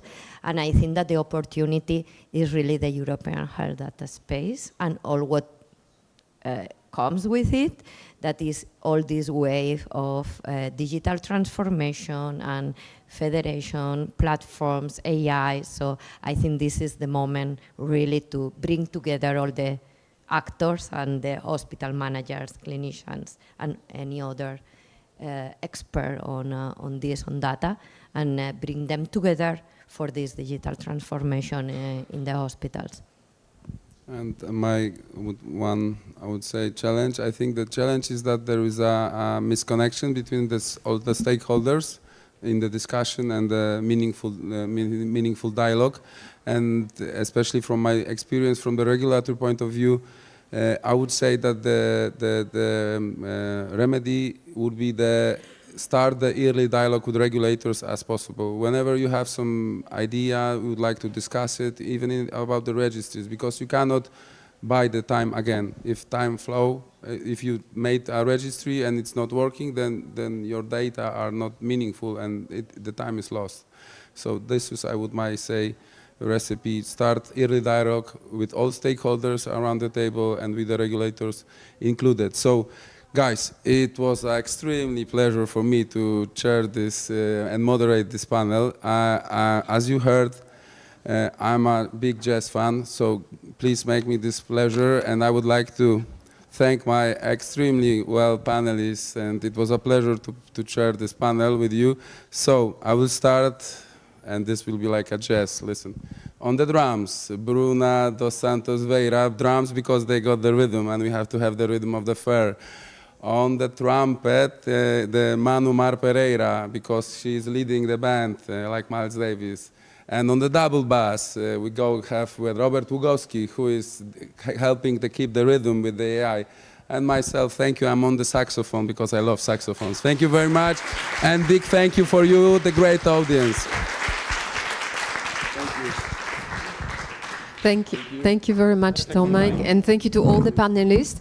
I just wanted to remind that we are not finished yet. Today we have still yet a very exciting session before us, in front of us. So please come back here at 4:15. So we have still some coffee break. So like that we do not delay, especially that some of the speakers from the last session may need to leave earlier. So it would be fantastic if we are back here at 4:15. Thank you very much.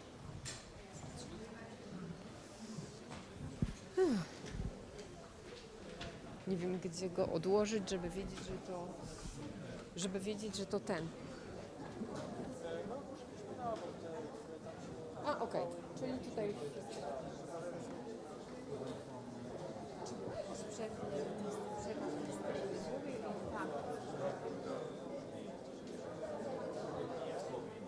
Ale czyli... Jakaś tam była cisza,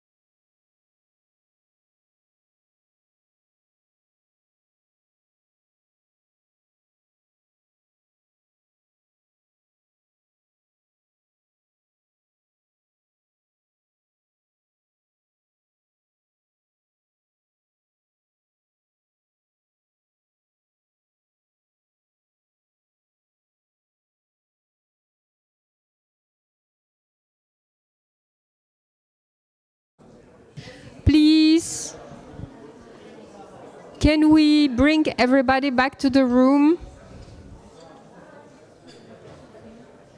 Just one more second. I think wiesz co, chyba musimy zamknąć te drzwi. Tak jak... Tak.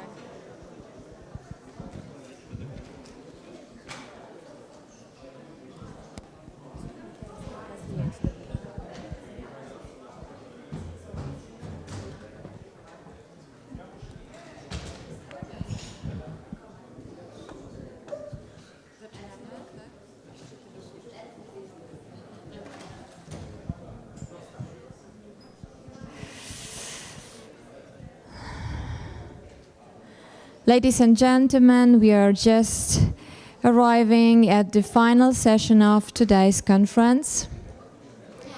Please take your seats. The final session of the conference is Holistic Approach to Care. This session brings us back to the core of our mission, the lived experience of people with rare diseases. Research and policy are essential, but they must translate into care that is truly comprehensive, care that sees the whole person, not just the condition. We will explore the state of art of the rare disease community in Poland, advocacy efforts, and the ongoing development in national plans, both here in Poland and in France. We'll also address a critical but often overlooked aspect of rare disease management, namely the inclusion of social and psychological support for patients and their families. Another key theme of this session is ensuring that the patient perspective is fully integrated into the design of care models and support systems. Two important reports will be presented, one reflecting the needs and expectations of Polish patients with rare diseases, and the other offering clinical insights from the healthcare professionals. We will also hear about the role of national mirror groups, an emerging and promising mechanism to connect stakeholders, promote strategic dialogue, and support national integration of rare disease policies in alignment with European efforts. It is my pleasure to introduce the chair of the session, Dr. Daria Julkowska, coordinator of ERDERA and a dedicated leader in fostering cross-sector collaboration. Her long-standing commitment to bridging research, policy, and patient engagement makes her the perfect person to lead us through this important and final discussion. Dr. Daria Julkowska, the floor is yours. Thank you very much. Thank you for allowing me also this, giving me the possibility to chair this last but very important session. And so, as you see on the screen, we have several speakers today, and I'm going to start immediately, so like that we don't have more delays in the program. And our first speaker is Professor Alicja Chybicka, who is the president of the Polish Parliament Group for Rare Diseases.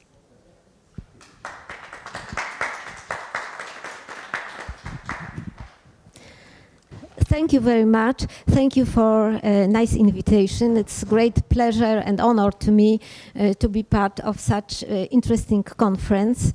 I would like to share with you in 3 topics, but I'm sorry, my English is not so fast and so good to speak in English, and 10 minutes it's to me not a lot. It's quite small amount of minutes, so I will switch myself to Polish language.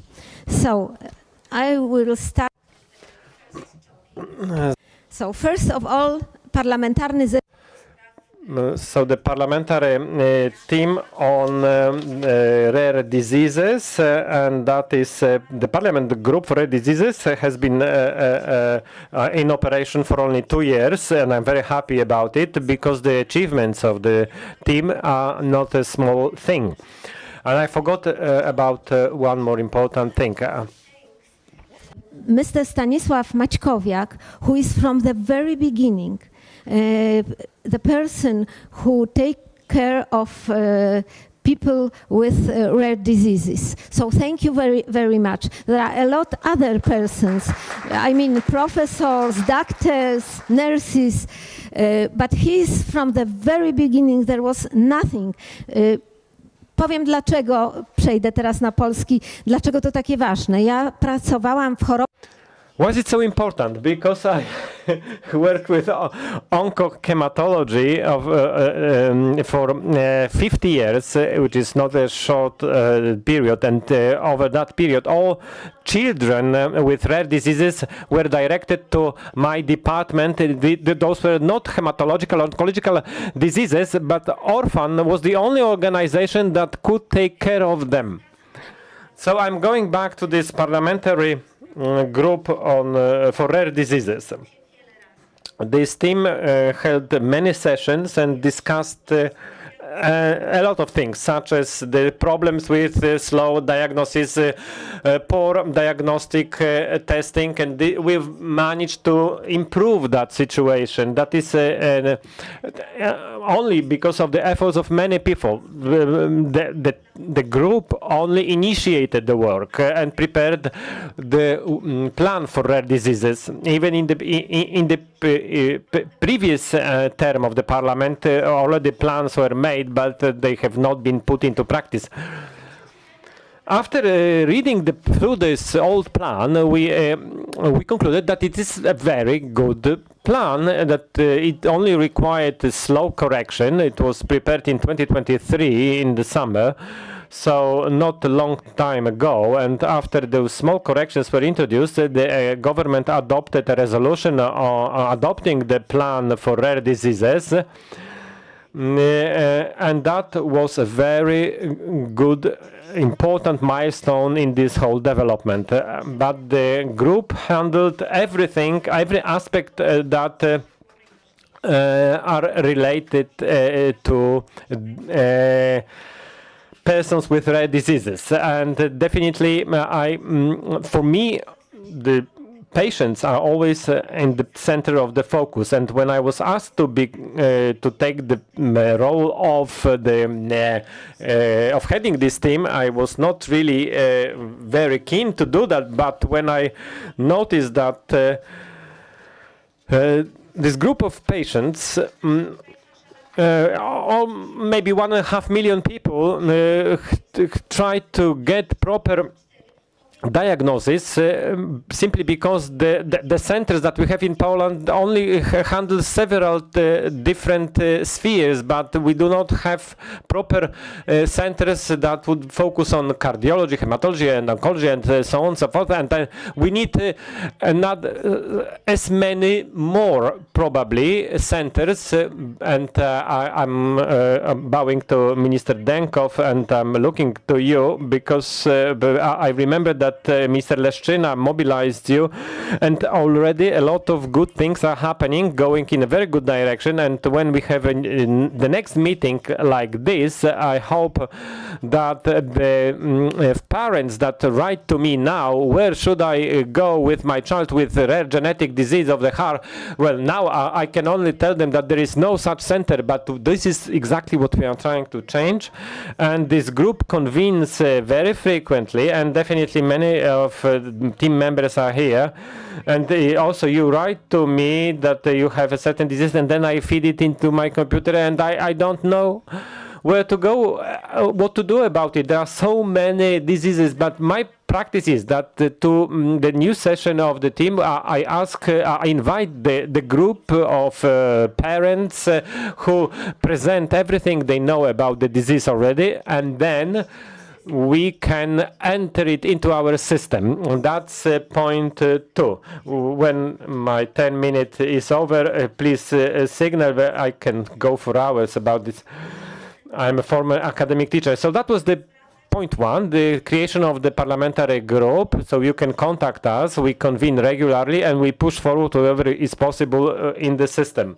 And then we have the second point.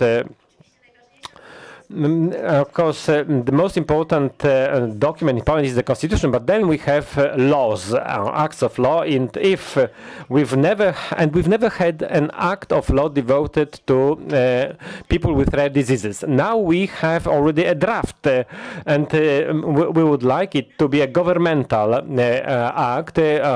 My team is going to write it and finalize it with experts from many fields. Well, we already have a draft. I didn't want to have it to present it already today because this already contains the framework that we would like to have, but we need to add a lot more detail. And we want to turn it into a governmental act of law. And once we are ready, we'll turn to Minister Izabela Leszczyna, and then we'll contact the head of the Ministry of Health, and we want to start the legislative process, which takes a lot of time. And now we are moving to point 3, which is exactly the topic of our meeting, the holistic care for patients. And I want to say that in that draft document, this holistic care is going to be included. And this is where I wanted to include the slide about the clinic where I worked for 50 years. It was the third clinic in my history. Because when I started working, the conditions were dreadful, really. We just had, for example, one toilet for all the children with oncological disease, and the parents were not even allowed to enter. And then we moved to Norwida Street, where we had separate rooms, but we had, again, horrible services. And then finally we had a new location in Wrocław. And I visited probably all clinics in Europe focusing on children's pediatric hematology, and now we have a great clinic of that kind.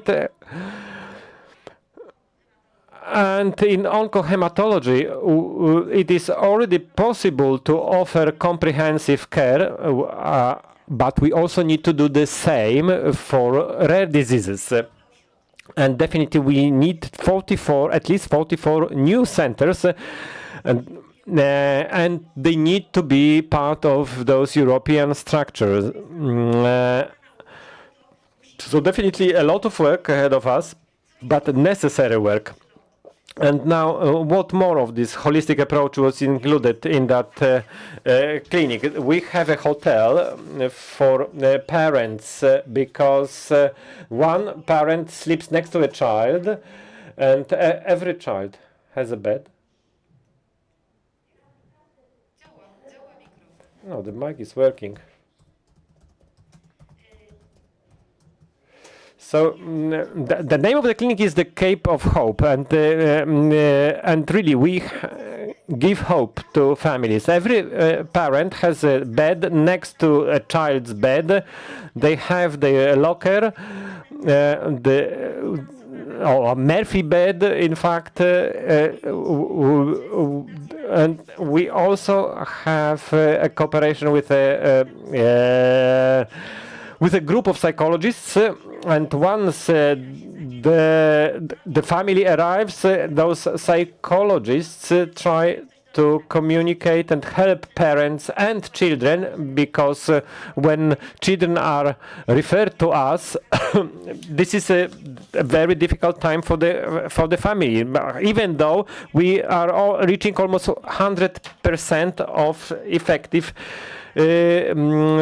cure for oncological disease, but we need to achieve the same with rare diseases. We have now beautiful facilities, but we also have a school in our facility because we cannot stop the educational processes. So this is part of this holistic care. So the psychological care, rehabilitation, passive and active, once the child is able to leave from the bed, and education. We don't want children to drop out from the educational system during treatment. And now I'm going back to the rare diseases. życia wielokrotnie podejmowałam decyzję o eksperymencie medycznym. Co to znaczy? To znaczy, bo jak jest teraz? FDA wydaje orzeczenie, że zatwierdza terapię genową w jakiejś chorobie, powiedzmy sobie. Ja chcę to zastosować. Nie mogę, bo musi wydać EMA. A w czym ona jest lepsza od FDA? A jak jeszcze EMA wydaje... I cannot do it because they, so I have to, when I approve a medical experiment, once the FDA approves it, I have to wait for EMA, and sometimes when I finally obtain the decision, the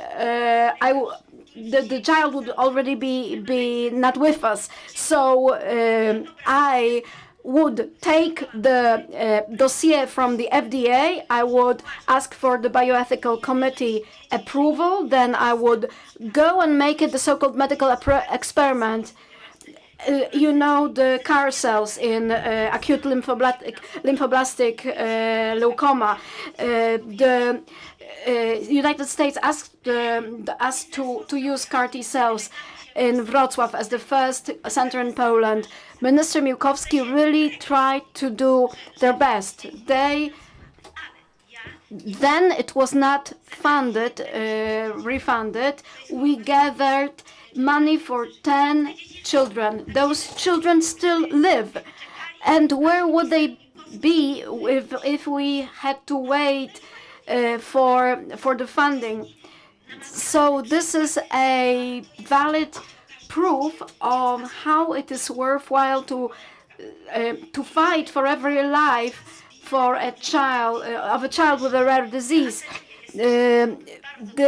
You have said here very many wise things.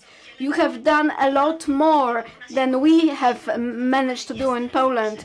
Today there's a need in Europe to have, except for the Professor Wynne in England and also the second center in Italy, to have a central center that would do a genetic therapy and would not wait for any approvals.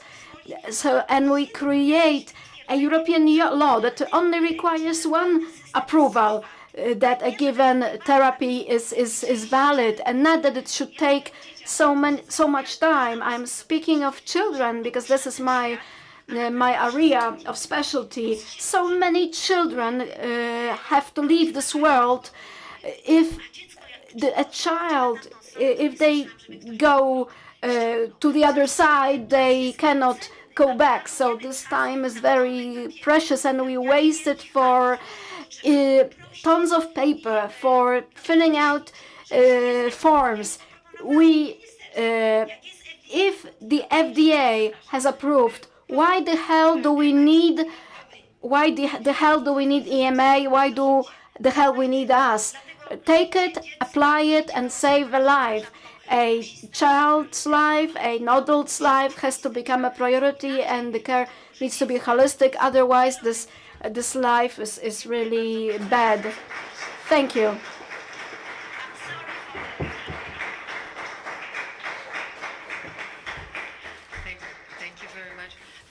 Throw out EMA because we have a lot of drugs that are also developed in Europe. So if they start in Europe, it's better also to have EMA, not only the FDA.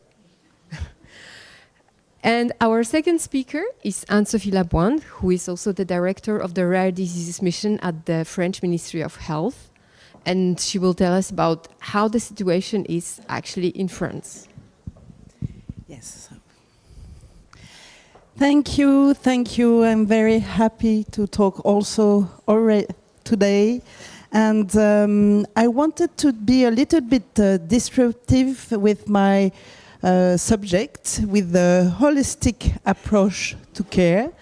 Because in this holistic approach to care, I wanted also to see all the fields.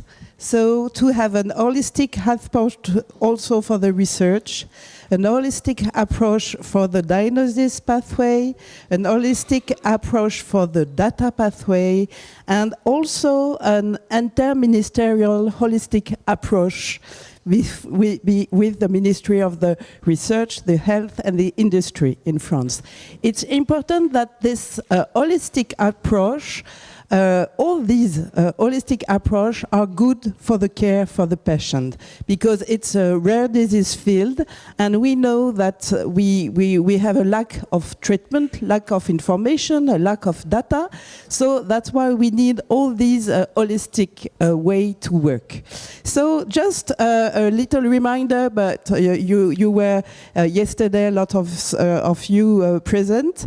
It really important to have good foundation for a state, for ministry, different ministry, for the rare disease field, and it's the way to think about how to work. And with the three national plans, the first, the second, and the three, we can see that how to work, it was how to give visibility of the expertise and of the centers with very good criteria to choose the centers. It's really important. It was the first step, visibility. The second step for how to work was to coordinate. It was the launch 10 years ago of our national hub for rare disease, and also the infrastructure for the rare disease database. It was 10 years ago, and it was really important to coordinate the centers and also to coordinate the implementation of the data, the reuse of the data. And for the third plan, the one step more was about working together with the patient as a partner, and also working together with all the other systems. In the third national plan, it was the launch also for the genomic medicine, and in France we have a genomic plan. And with the rare disease field, we are before and after the genomic analysis and the genomic platform. So it was also really important to work together to share the information, and also it was the link for the data, and with the last presentation before, it was about the quality of the data, and to work together, it's also to work to have training, education for the quality of the data also, and the reuse of the data. So now we have 4 plans, and in these 4 plans and the 4th national plans, we wanted to have a frame for all our access, and it's a way to support the care pathway of the patient, and a frame with the care, with the research, with the data, and with the territories near the patient, but to Europe. And these 4 terms are in all the working group, the 4 working group. For us, it was always important in this 4 national plan to have in mind to have the care, the research, the data, and Europe in each axis. So it was really, really important to have a holistic, to take the holistic care of the patient, to have this frame. So it's a multidisciplinary team with the patient and his data inside this multidisciplinary team. So the launch was just 1 month ago, the 25th of February, and we had the chance to have 3 ministers, so it marked their engagement. We have the health, the industry, and the research. So it was really important for us and a good marker for the patient to take care of their health. So it was also a reminder to 20 years of activity and of activism with all the patient organization and all our clinicians and researchers involved in our very strong rare disease plan. So it's just now we have to talk of the future and our new national plan, and it's important that this for the 4th national plan embarked the patient just in the in all the aspect of his life, because the health, it's just the visit at the hospital for 1, 2, 3 days a year, but we have to think of the link with the town, with where the patient live, and also all the organization with the general practitioner in the town, and the link with them. So it's with the 4th National Plan, it's also to embark in a vicious circle these doctors in the primary field, and I think we have to be better with this, because we have reference centers, organization for rare disease field,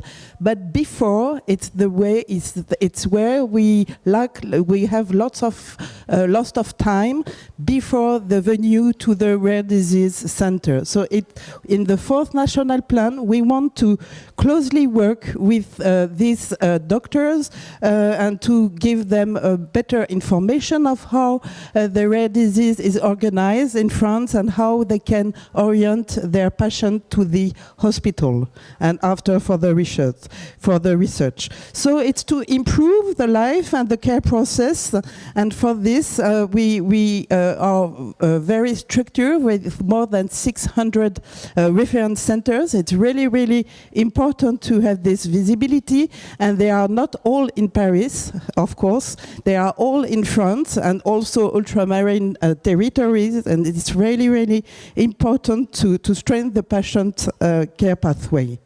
So just an example, it was, we have now also rare disease platform in the territory. It was in Nice, in south of France. Just an example, if a GP want to orient one of his patients to the hospital, he has access in the hospital to describe the disease and after to be reoriented to the good reference centers. It's just a little example, but this local platform for rare disease are transversal, and they will work in the 4th National Plan to be to sensibilize, to inform the first level in the town with the primary care. It's really important to have this collaboration with general practitioners and also specialized in town, so that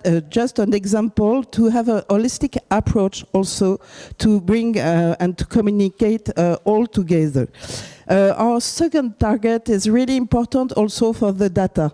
We want to be more structured. We want to continue to collect with our rare disease base the data, and the data for the ecosystem for the care pathway, and the reuse of the data also for the treatment or other system.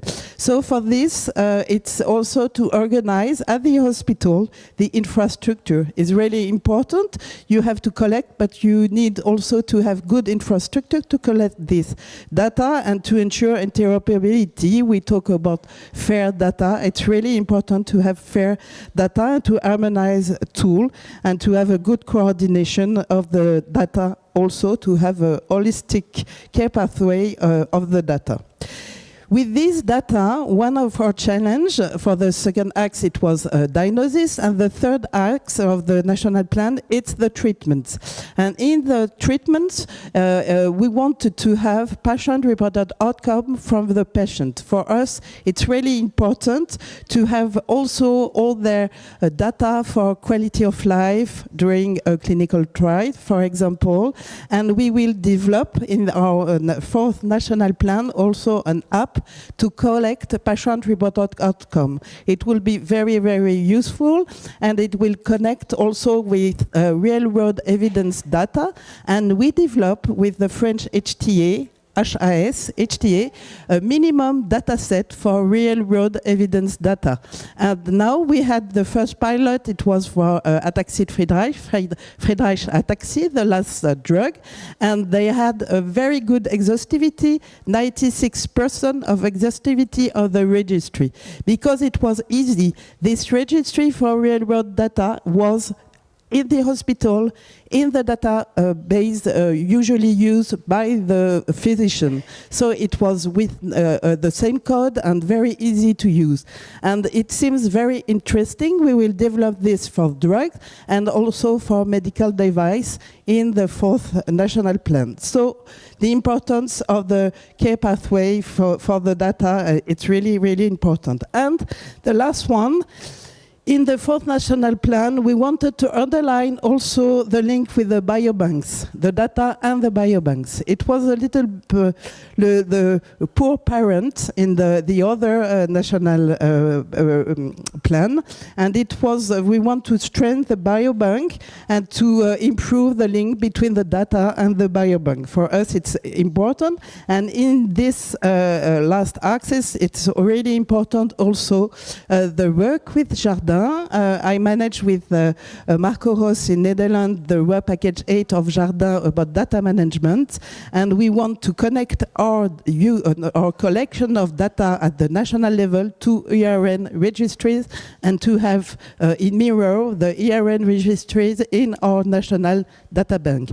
So if we have several countries who will do the same, it could be very interesting to have lots of data in the ERN registries. So that's our program, lots of work, and I think it's important to conclude with something with the sports. Just I will begin with the strength, after weakness, opportunity, and strength, weakness, threat, and opportunity. Just the strength, it's a close link with health and research. It's really, really important. That's why we collaborate very closely with DAHIA, between Jardin and ERDERA. The weakness is what we see, for example, the lack of knowledge about the information of the rare disease field, and to have to train GP and specialized. Small cohort also for rare disease, that's why we need to work at the European level.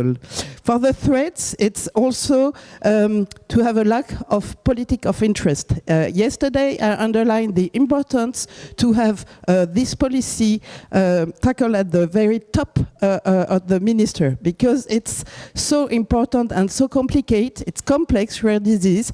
We need to have the support of the ministers. It's very, very important, and we need to work on interministerial and not work in silos. But at the end, we have very good opportunities for the future, and we hope perhaps the European Rare Disease Action Plan to have a better coordination between research and health plan, also to develop fair principles and to have a good management of the data between all of 27 countries. Just a final, just to have the amount it costs, but due to the complexity of the disease, each year my ministry supports our reference center to 223 million per year, because it's the cost to have a good quality of care to support the patient, and also to have a good national bank for rare disease and all the complexity for all the patients in the rare disease area.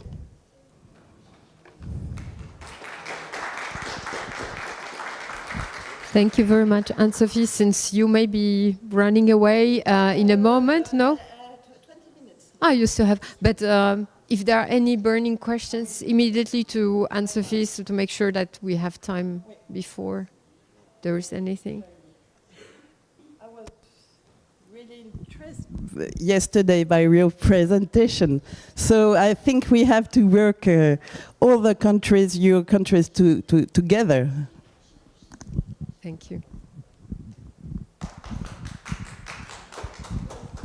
Anne-Sophie, merci beaucoup pour votre présence ici.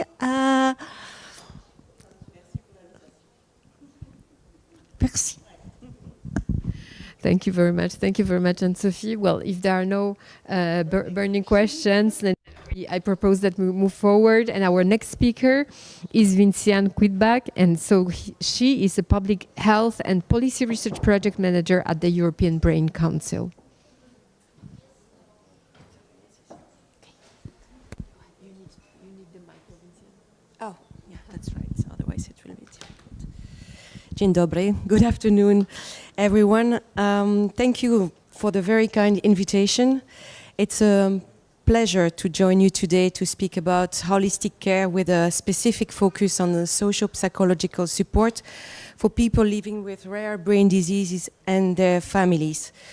I speak today in my capacity at the European Brain Council, where we have been working to promote brain health as an essential public health priority, especially for underserved communities such as those impacted by rare disease. The European Brain Council is a non-profit umbrella organization based in Brussels that brings together scientific societies in the field of neurology, psychiatry and neuroscience, patient groups and industry partners to promote brain health and brain research. So my presentation is on holistic approach to care, bridging psychosocial gaps across Europe. It's also about addressing patients' and caregivers' rights, as we were talking about law earlier of this session. Starting with what is the human side of rare brain disease? Rare brain disease affect millions in Europe, many of whom are children or young adults. Notably, 70% of rare disease begin in childhood, and more than 75% of rare disease present neurological symptoms, contributing to immense unmet needs. Beyond the medical complexity and chronicity lies a profound social, emotional, and financial burden. We said it all during this 2 days meeting: long diagnostic journeys, often lasting years, limited access to specialized services and often to treatments, therapies, especially innovative treatments, lack of psychological support not foreseen in the treatment guidelines. Family members are becoming informal caregivers without proper support, no recognition, often due to the invisible nature of the disease, and there are many mental health challenges: depression, anxiety, isolation, and uncertainty. Studies like the EURORDIS Rare Barometer consistently show that psychosocial stress and reduced quality of life are as impactful as clinical symptoms. So what does the community need? The need for holistic care, that's for sure. It's not an add-on, it is a necessity. It means supporting not just the disease, but the person, the family and the community. That includes psychological support for patients and caregivers, access to social care services and also safety nets. We have little talked about it during those 2 days, but this is actually very important. Educational support for children, peer support networks, and financial counseling and workplace employment accommodations. So in summary, this means inclusive care, better guidelines and easier access to innovative treatments. Secondly, cross-border care, especially for patients in countries with a lower standard of care, and equal standard of care in all European countries. Unfortunately, these services are fragmented, underfunded, or simply absent in many national systems. I would like now to present you a very short film to tell the story, Waiting for Zorro. Waiting for Zorro is a documentary realized by Sarah Moonhow. Sarah Moonhow is a Belgian filmmaker. She is herself the mother of a child with developmental and epileptic encephalopathy. And it is the story of children with rare brain disease, neurodevelopmental disorders, and related severe disabilities. Here is the story, and I think it will be shown in a snapshot. Hidden within the confines of family homes, the parents of children with severe additional support need to dream of finding a long-term place or assistance from services that can welcome and support their loved ones.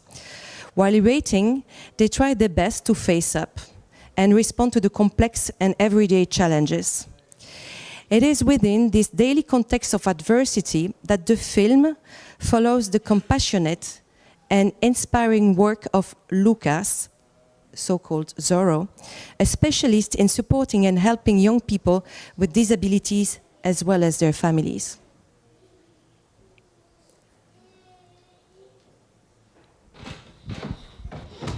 Donner naissance à un enfant handicapé, c'est être condamné à une peine à perpétuité. Je me retrouve avec un enfant qui a des besoins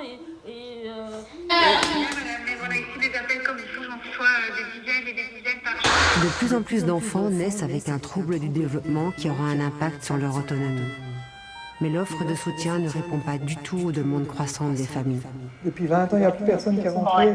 Ah oui. Tu sais quoi, qu'est-ce qu'on est seuls, on est seuls. Livrés à eux-mêmes, les parents se serrent les coudes et s'échangent les noms de ceux qui pourraient les aider. C'est comme ça que je suis tombée sur Lucas Palis, intervenant spécialisé en autisme, l'un des rares à se rendre au domicile des parents. Maman! Je travaille avec des autistes. Oh là là, ça doit être dur. Non, cousin. C'est chouette, quoi. T'es quand même avec que des relations humaines, tu vois. Que tu embellis, que tu réalimentes, que tu rallumes, quoi. Tu fais que ça.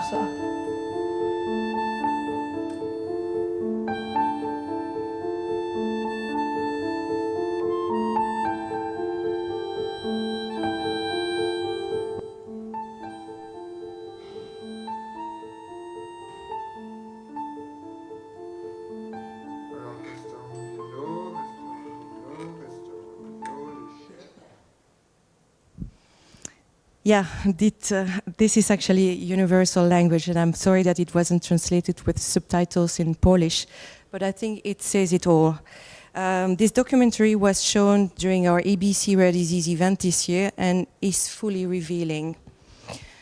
It was also selected in the Magritte Belgian Film Festival, and it's actually showing that different conditions, many challenges in rare conditions, call for same battles. And I will go back.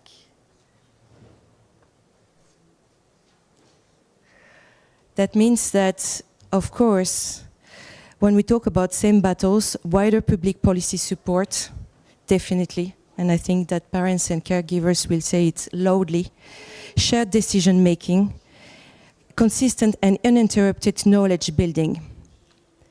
So what does the European Brain Council do? Insights from the EBC Rare Brain Disease ecosystem, connecting the world for brain health and rare disease care. At EBC, we have launched the Rare Brain Disease ecosystem and hope to further build a knowledge hub. To address these systemic gaps, our goal is to build a community-centered model of care where science, society, and policy align. From our recent consultation paper, key takeaways include brain health must be integrated across the life course. Rare brain diseases in neurology or in psychiatry demand interdisciplinary responses. There is an urgent need to translate science into accessible support tools. This means involving patient communities, training healthcare professionals in holistic care, and building bridges between clinical and community-based care. EBC developed over the last years and continues to do so with the aim to converge data evidence and policy recommendations. So our projects have been using the patient care pathways methodology as a tool to assess the needs along the different sequences of the journey. Some of the projects, like the value of treatment for rare neurological disorders, the case of ataxia, dystonia, and also for rare neurometabolic diseases like phenylketonuria, or other projects like Rethinking Myasthenia Gravis, among others, highlights the importance of psychosocial and mental health integration. Mental health support cannot be an afterthought. Our model promotes routine mental health screening as part of rare disease care, psychologists integrated into multidisciplinary care teams, digital mental health tools for continuous support, national strategies to reduce caregiver burnout and isolation. These principles are rooted in the WHO's brain health approach, which links mental well-being to social participation, cognitive function, and resilience. Secondly, the importance of digitalization and health literacy. Today we are more and more facing digital innovation, and digital innovations offer opportunities to bridge psychosocial gaps. Telecounseling and virtual support groups, mobile apps for mental well-being tracking, or online platforms for peer connection and health literacy. Thirdly, I'd like to also say that the importance of highlighting the economic arguments is crucial, and the value to invest in such interventions should be taken into consideration while developing national plans. So, national rare disease plans, and I will put it all, are actually needed to address unmet needs. It's actually at all levels of decision making that we have to look at macro, patient care level, but also at healthcare institutional level, that means health services level, but also at health policy level. And it's all related, all actually have interconnections and depend on one another. So it's important to go up but also go down in terms of looking at what are the needs and when we are addressing those. The EU encourages countries to develop national rare disease strategies, but their success depends on the insights from patient organizations, healthcare providers and European reference networks representatives, as well as the recommendations to optimize the rare disease patient care pathways. Therefore, the need for more research projects on the patient care pathways. Finally, I'd like to say that it's important to have a shared commitment to people and families. People and families are actually in the center of what we call these rare disease plans. In closing, I want to emphasize one thing. Holistic care is above all about dignity and quality of life. It's about recognizing that rare disease patients and families are not just navigating clinical systems, they are living complex lives that deserve full spectrum support. By strengthening psychosocial services and promoting national action, we can move toward a model of care that is inclusive, supportive, and sustainable. Thank you for your attention.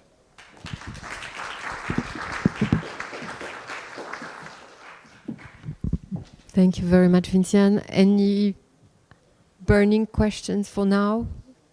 If not, I propose that we go to our next speaker, whom I actually probably do not need to present, and who is Stanisław Maćkowiak, the president of the National Forum Orphan, and who is going to speak about the perspectives and the report that was done on the perspectives of patients. Witam Państwa. Good afternoon, ladies and gentlemen. I'll be speaking about the report, the two reports, in fact. The reports are available at the entrance to this room. That's the front page of the report. We have quite a few copies left if you're interested. So you can get them for free. Na temat audytu pacjenckiego I klinicznego krajowego. Ladies and gentlemen, I would like to speak about the national and clinical audit by our Orphan forum. Two perspectives. What we want to convey in these reports is a perspective from the research of patient needs, which is described in the patient report, and then the second report is the clinical perspective. The objective is better care over patients with rare diseases in Poland. Let me provide you with some information on the results of our study. Some information to start with. You know what a rare disease is. It depends on the incidence. It's one in 2,000 people. So in Poland, it is a population of approximately 18,000 patients for each disease. There are also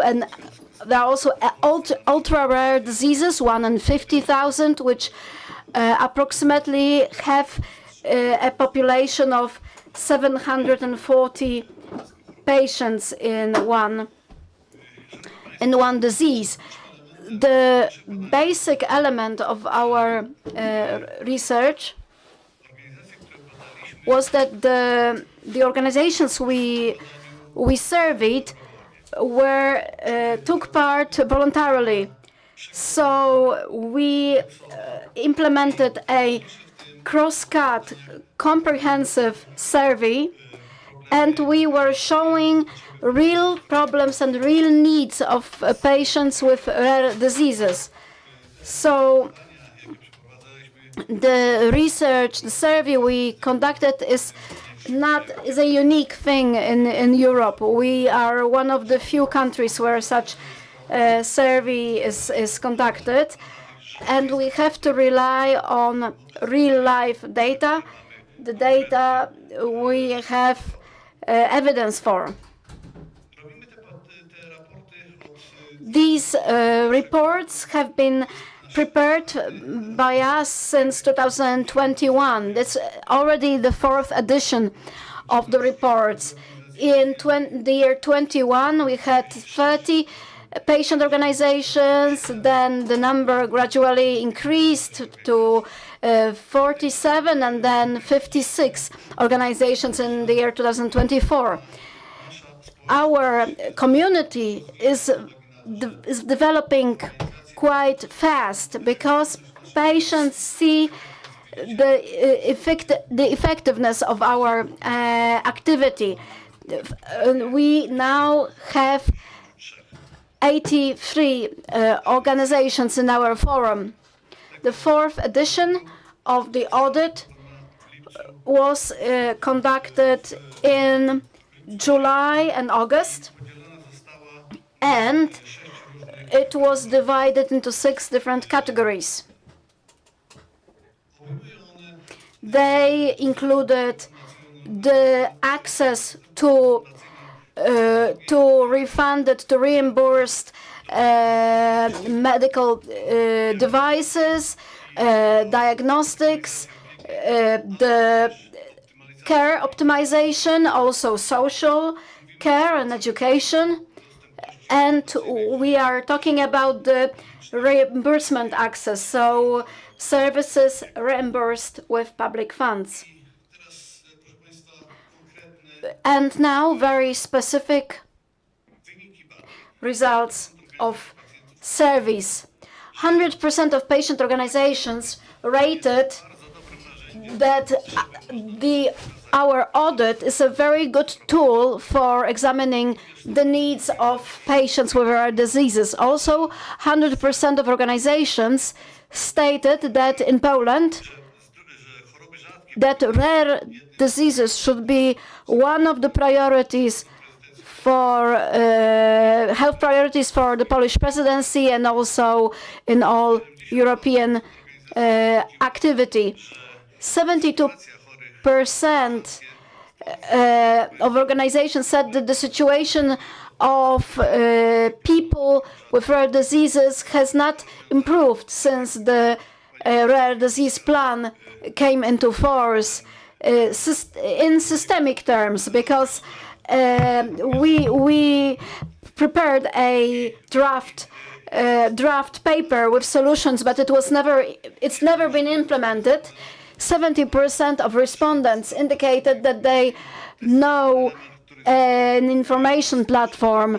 It is the information platform. It is one element that was implemented from the previous plan, from the previous report. So the care has to be consolidated according to our respondents. It has to be holistic. 91% of patient organizations indicated the need of change in the social assistance system. The plan currently only concerns the medical aspect. The social aspect, the welfare aspect is not included. Also,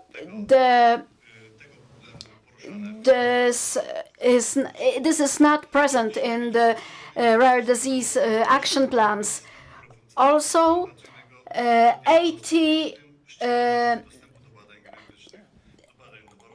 81% indicated the need of access to better screening. We have seen a great improvement in this regard, because certain procedures have been developed and are going to be introduced. So we hope that this indicator is going to decrease. The 74% of patient organizations indicated the need to improve access to reimbursed access to new medical technologies. And drug technologies. It's very important, because you know that access to pharmacological treatment is really a possibility for a very small population of our patients. And also clinical audit. The clinical audit was conducted in order to be able to show the full picture of the needs of patients and care for patients in Poland and in the EU, and compared to the EU. The aim of it was to compare those needs with the needs of patients with the needs of clinicians. It was also about expert centers, rare diseases, diagnosis, and registered and reimbursed orphan drugs in Poland and in the EU. Also conducting quality testing of doctors which operate in this field. Also, there was a systemic. It was a survey on the systemic conditions. The Council of Ministers in August adopted the rare disease plan for the years 24-25, and it proposed some measures for rare disease patients, such as, for example, establishing expert centers, improved access to diagnostic tests, also improved access to drugs and special purpose nutrients and medical devices, and also conducting the information and also providing information platforms such as the ministry website that have verified data that are confirmed and validated by the Ministry of Health. In 2024, also the Council or the Board for Rare Diseases was established by the Ministry, and then it was the time for for the board to start the implementation of the plan. We already heard about that in Poland. We have only 44 expert centers on rare diseases that are part of 24 European reference networks. The need, as it is shown from the discussion in the Rare Disease Council, will be to have approximately 300 of such centers in Poland. We've heard information about the situation in other countries. Yesterday, we've heard about the number of expert centers in Spain. It's 385. Today, also information from France that they have approximately 600, if I understood correctly. So this number is a reference, and Poland would need practically a similar number to be able to secure the needs of patients with rare diseases. Also, the National Newborn Screening Program. As you have seen in other presentations, our national program covers 30 diseases, and in the proposals from the patient audit, some more 11 more diseases listed here were indicated. Some details, so that you can see the situation on the ground. So Italy, 49 different diseases tested, Austria 31, Poland and Portugal 30. So we are in the lead. However, on the left side is what we want to have implemented, implemented as fast as possible. And 6 of those diseases have already been verified by the Medical Technologies Assessment Agency and were positively recommended for the Institute of Mother and Child, that is the central hospital for the screening. So now a few words about the reimbursement element. So recently, the process of reimbursement of drugs in Poland really have been faster. The reimbursement covered some new 43 drugs in the year 23 and some 36 new molecule indications in the year 24. This was a very important thing that patients indicated in the report. And a very nice graph chart showing the number of new molecule indications in rare diseases in the years 14-20.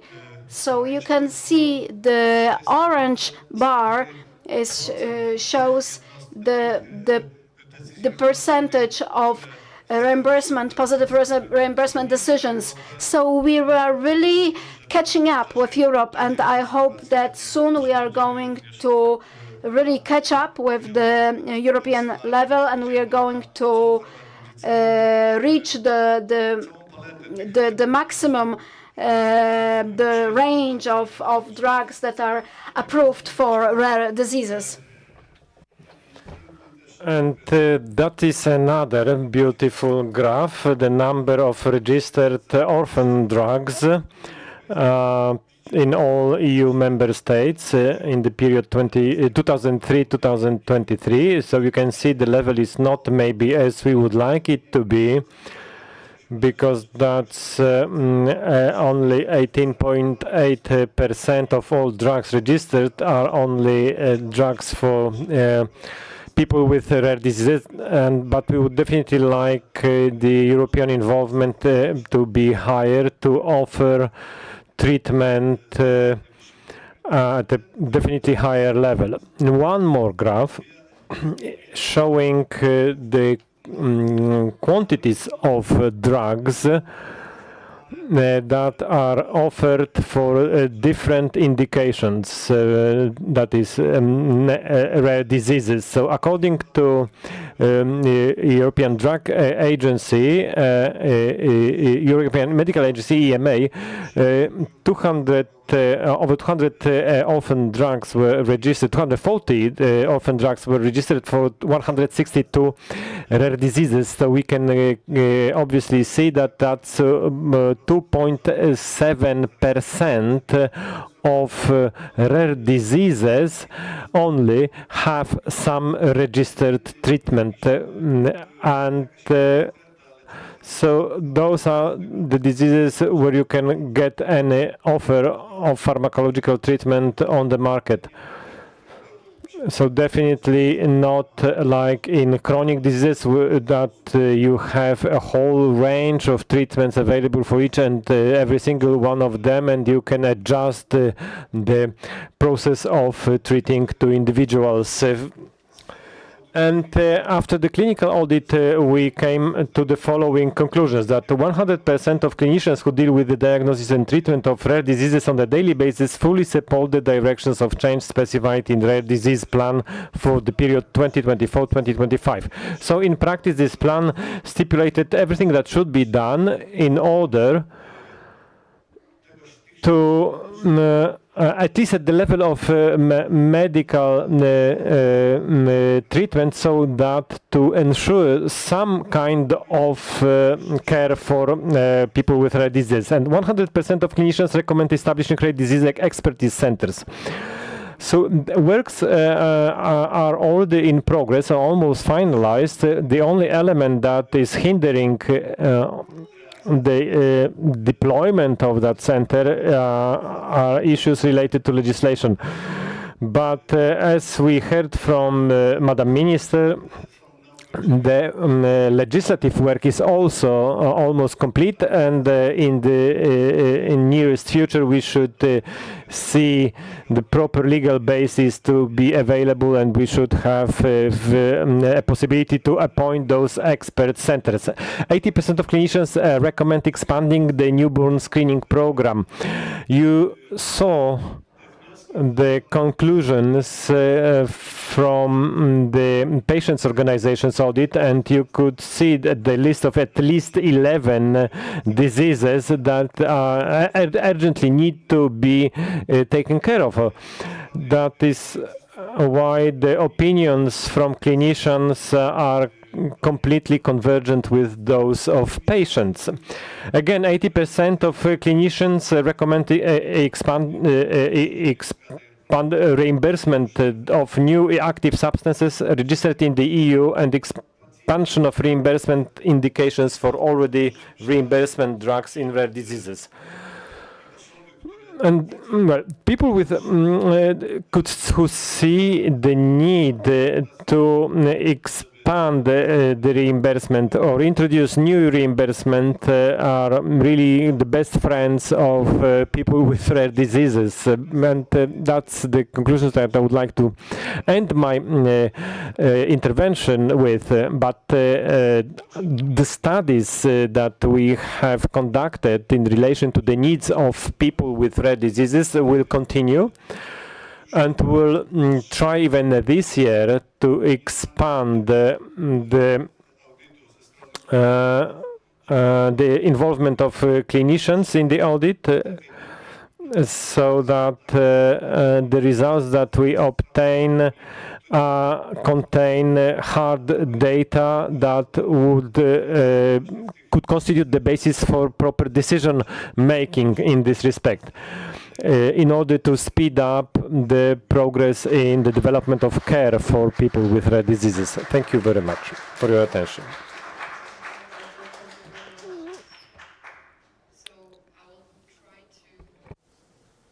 quick, since I will be the last speaker of this session. And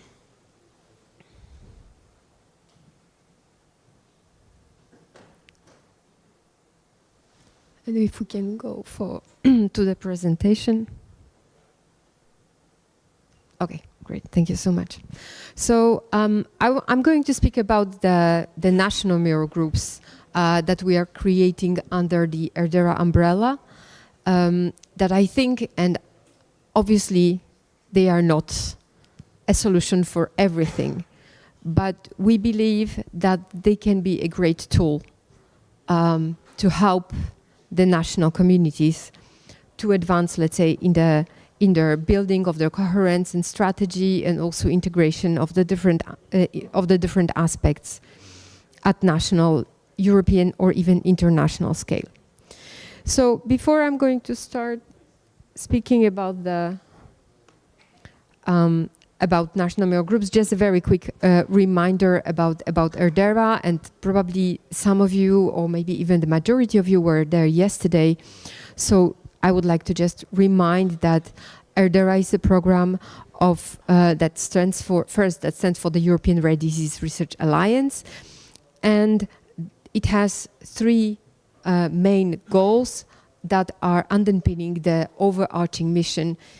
Is to contribute to the improving of the health and well-being of 30 million people living with rare diseases, but also making Europe a world leader in the rare diseases research and innovation.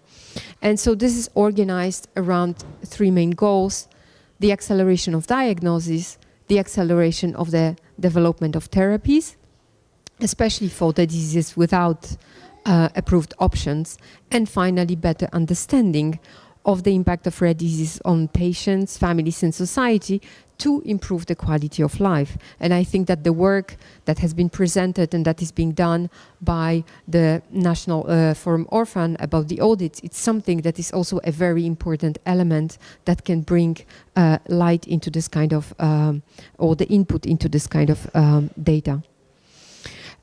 ERDERA is a 7-year program. It is co-financed by the European Commission, but also every participating country and every participating institution. So we are talking here about more than 380 million euros of the overall budget, out of which, as you can see here, more than 240 millions and plus 50 actually goes to research activities and to support the competitive and also in-house research.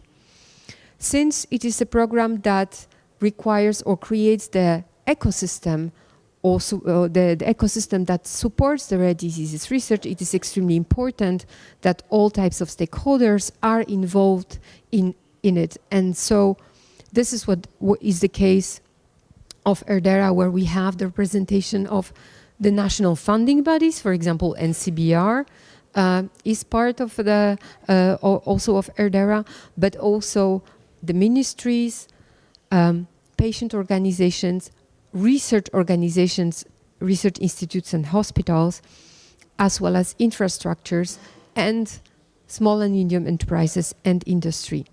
ERDERA goes beyond Europe, so we cover 37 different countries, including many associated countries that are associated to the European to the Horizon Europe, as well as countries that are outside, like for example Australia, New Zealand, or Canada. So very quickly, and again I will. Oh, sorry, because I'm looking at my screen and at the same time. So that was the slide on the budget, but I will go to the next one, which is what we call the House of ERDERA, and I'm going to focus today on the international capacity alignment, as I mentioned, the national mirror groups specifically. But just to explain very quickly what ERDERA is about, as I mentioned, it is about the rare disease ecosystem.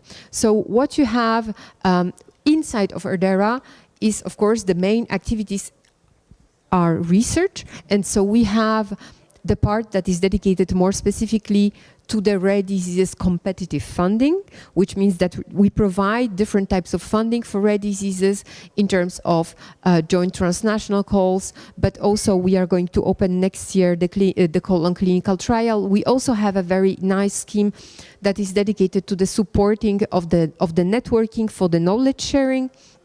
And then we have all this in-house research. We have heard a lot about this also today as part of the diagnostic stream, but also the innovation and the drug development theme, as well as the clinical outcomes that are part of what we call the clinical research network, which is the in-house research of ERDERA. In the middle, we have all the supporting services that serve all the community, not only the ones that are part of ERDERA, but also the community at large. So they are open to any person or any group that are interested in rare disease research, coming with a project, coming with an idea. And then, of course, all that is being governed by the overarching coordination and strategy, where we have the governing board that is composed of one representative per country. And you are going to see why the national mayor groups are also becoming very important in the context also of the governance of ERDERA. And all that is underpinned through this international capacity alignment, where we have the national mayor groups, but also specific focus on underrepresented countries and international developments and globals. So, coming to the purpose of the national mayor groups. So the national mayor groups were really initiated actually during the previous program, which was the European Joint Program on Rare Diseases. So, and that existed prior to ERDERA. And they were developed to strengthen the connections between the national and European efforts in rare diseases research. And it is important to underline that in the studies like Rare 2030 studies, it was already identified that there is a fundamental need for a new European policy framework for rare diseases that is guaranteeing that rare diseases remain a public health priority through a concerted European action and guiding the implementation of a long-term national plans and policies across all European countries. And it also included several recommendations that were specifically around the need for a greater connectivity and alignment of what happens at the national and European level, with enhanced opportunity in some places that could be to identify best practices, connecting different actors, and so on. And so there was a specific recommendation also about the need to create more national mayor groups as a way to achieve the greater alignment between different stakeholders.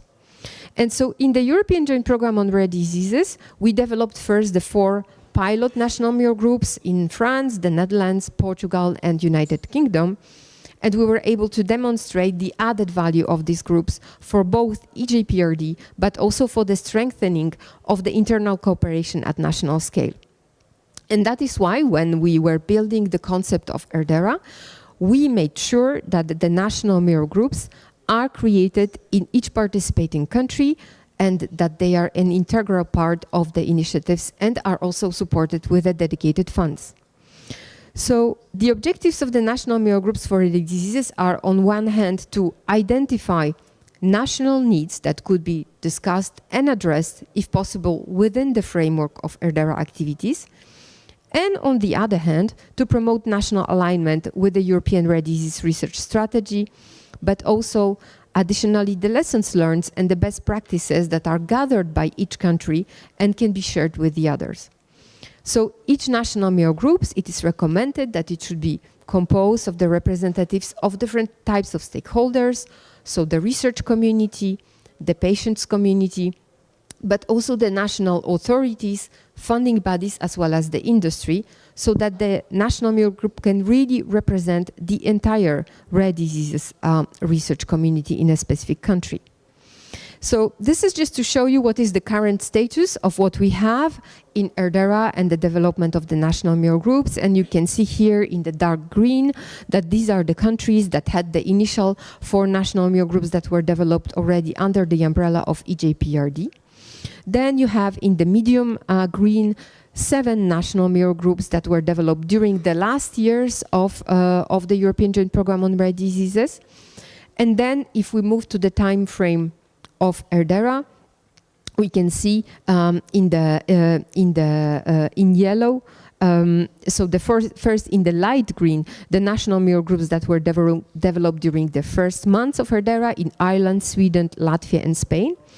In yellow, 9 countries for which the development process is now ongoing. So these are Australia, Belgium, Greece, Serbia, Czech Republic, Luxembourg, Denmark, Switzerland, and Morocco. And in orange, the 8 countries that start to organize themselves, which are New Zealand, Italy, Germany, Bulgaria, Iceland, Norway, Romania, and Slovenia. And finally, in red, 5 countries that have not yet started any preparation, which are Finland, Poland, Hungary, Georgia, and Israel.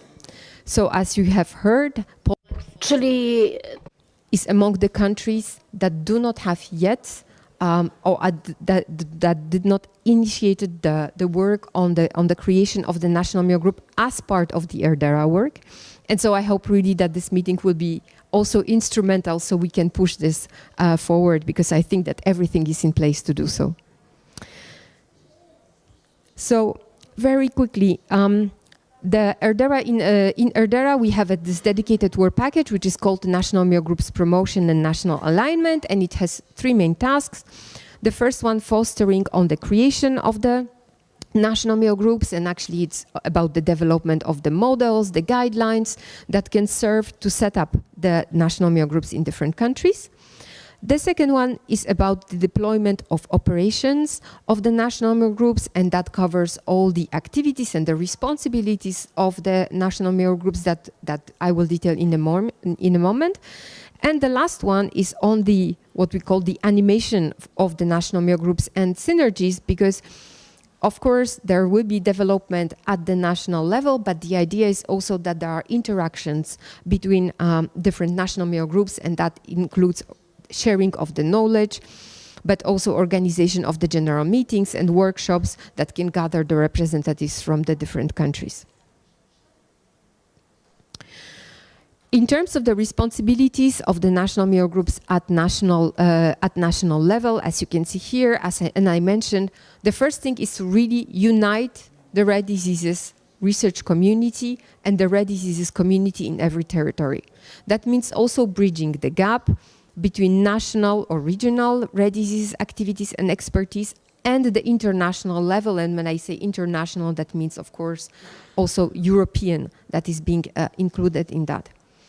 And finally, to also ensure that all key stakeholders in their national territory are represented in the national mirror groups. And I mentioned already what are the recommendations in terms of participation, and of course to contribute directly or indirectly and to support of an active, specific and meaningful national plan or national strategy. So as you can see here, there is really a connection also between the national plans and the national mirror groups.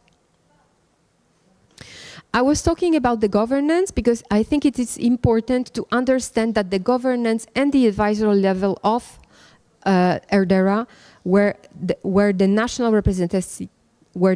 representatives play a crucial role. So first, because ERDERA's governing board, as I mentioned, is composed from 1 representative per country, and that means that each country speaks with 1 voice, and that the position of this country is agreed in advance. And so this is where the national mirror group can play an important role, because this is where actually you can gather the necessary expertise. And secondly, also because we also have a so-called National Alignment Board that you can see here, and this one is an advisory body that is composed of the representatives of the national mirror groups in one place, and this is yet another way of how the voice from the national community can bring the advice and influence the developments of the ERDERA. So just to let you know that the National Alignment Board, as I mentioned, is an advisory function, so it provides the continuous feedback from the national stakeholders to the different activities of ERDERA. It is composed of one representative per national MEO group, but also by the representatives of the different commission directorates. And it is expected that it should meet at least once a year, but there are much more interactions with the National Alignment Board on a more regular basis. So one important thing is the involvement of patients in the national MEO groups, and it is crucial. So we strongly encourage, whenever it is possible, that there is the implication through the national alliances, through the other patient representatives' voices in each national MEO groups. Because their participation must be also organized properly to ensure that the voice of patients is a driver when the discussions are taking place and in building of the strategies. And because they bring an invaluable expertise. So that's why it is important that depending on how we do not impose things, but depending on how different communities are organized in a country, that you bring also different patient voices inside of your national MEO group. So what are the activities of the national MEO groups as part of ERDERA? So there are the national meetings, as I mentioned, so the meetings of the general meetings of the national MEO groups, but also of the National Alignment Board. It is also expected that the chairs of every national MEO groups are meeting regularly with the leaders, so like that we can move forward also and understand how things are progressing. And then we also have specific tasks related to the topics workshops, because we organize also the annual workshops that are transversal and where the national MEO groups together choose the topics of interest for them. And actually the first of those workshops should take place at the beginning of June in Riga, and normally it should actually concentrate on the national plans and strategies. What else the national MEO groups are doing? As I mentioned, it is important that there is an interaction among the national MEO groups. So that means that we provide the place so they can exchange ideas, exchange knowledge, exchange best practices. This is being done on a basic level through the Microsoft Teams organized system, but also through the specific meetings and workshops. They are also very important for the collection of data, because we ask them to, through a short annual survey, to collect the data on how actually the national ecosystem for rare diseases is being developed, and so to understand the state of the art of the rare diseases in the different countries.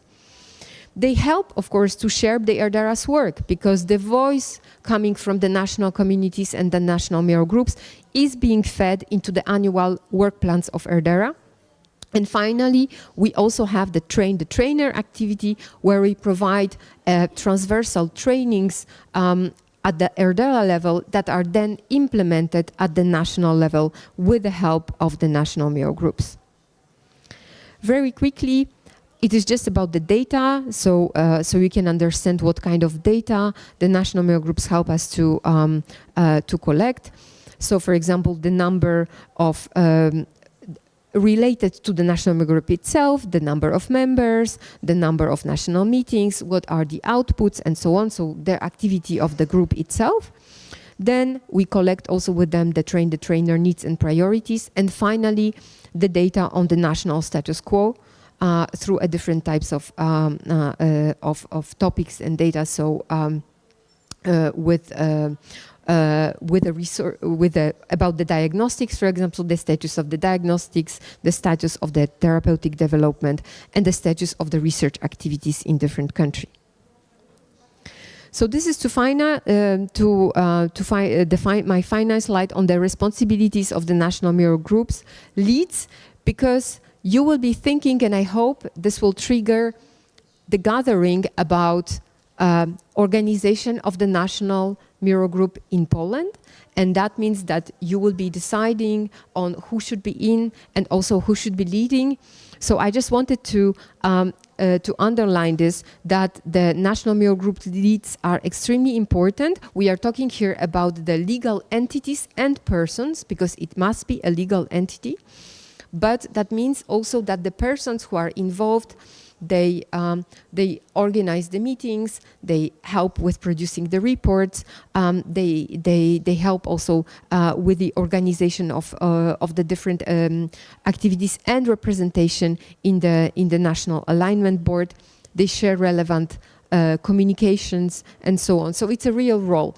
As I mentioned, we provide funding for the participation of the country and the organization of the national Miro groups. So there is specific funding to have some manpower in a way, as well as some funding that is dedicated to the organization, for example, of workshops and meetings at the national level. And so with that, I would like to thank you very much for your attention. I think that we probably have a very little time, but if there is any questions to our speakers or to myself, because before we go to the final conclusions. No? Specific. Bon, Marzena, would you like?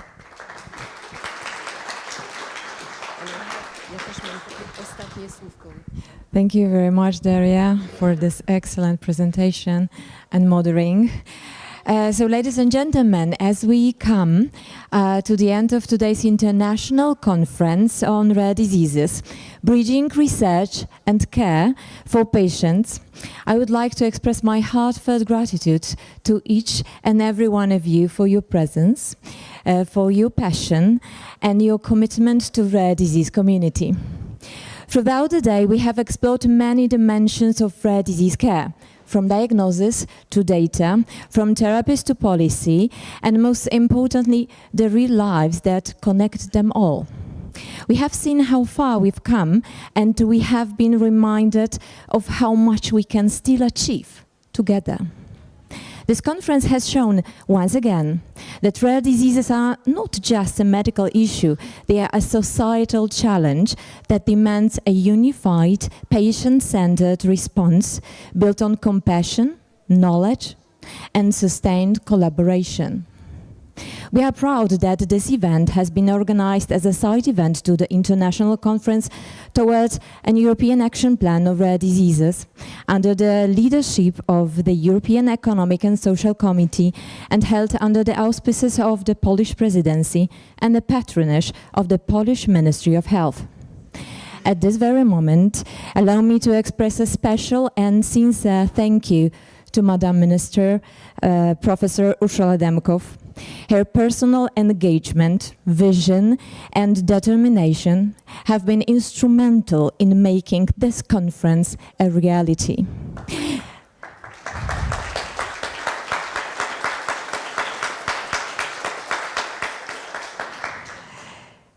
It is thanks to her support, actually, that we have been able to gather here today and uniting voices from across Europe in service of patients and their families. Once again, Madam Minister, we are really truly grateful for your leadership.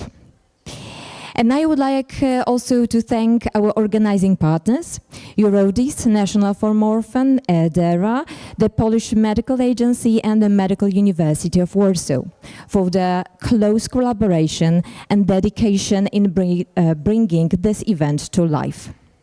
To all of our speakers, session chairs, panelists, and especially our guests from patient organizations, academia, healthcare, and public institutions. Thank you for your meaningful contributions and powerful insights. A teraz zapraszam bardzo serdecznie panią minister Demkow. Proszę o podsumowanie konferencji i oficjalne zamknięcie. Bardzo państwu dziękuję. Now I would like to ask Madam Minister for the official closing word. To thank you all for the participation in our conference, especially many thanks to those who remain here until this moment. And also I would like to thank you very much, all the speakers. You did a great job, and really the debate was very stimulating and very, very fruitful. Especially I would like to thank to today's day organizer, Daria Julkowska, Pan Stanisław Moćkowiak, ladies from the Ministry of Health sitting over there, and Kasia Urbańczyk. Nie wiem, czy Kasia jest? So once again, I hope that this debate will, the conclusion will last longer, and then we, of course, will continue the debate, and then the problem with the rare disease, the patient diagnostics, treatment, education, social support, also basic research, and treatment, all will be progressing for the sake of our patients. Thank you very much, and I wish you a very safe trip home. Dziękuję jeszcze raz wszystkim uczestnikom. Bardzo się cieszę. Pacjenci tutaj są razem z nami, razem z wami i jesteśmy dla was to wszystko. Możecie mi wierzyć państwo, że jest mi czasami strasznie ciężko. Tak bardzo bym chciała wam pomóc, ale tak jest tak trudno i tak naprawdę no, trzeba czasami walczyć z całym światem, ale no, mam nadzieję, że jakoś wspólnie damy radę właśnie dla was i dla waszych najbliższych.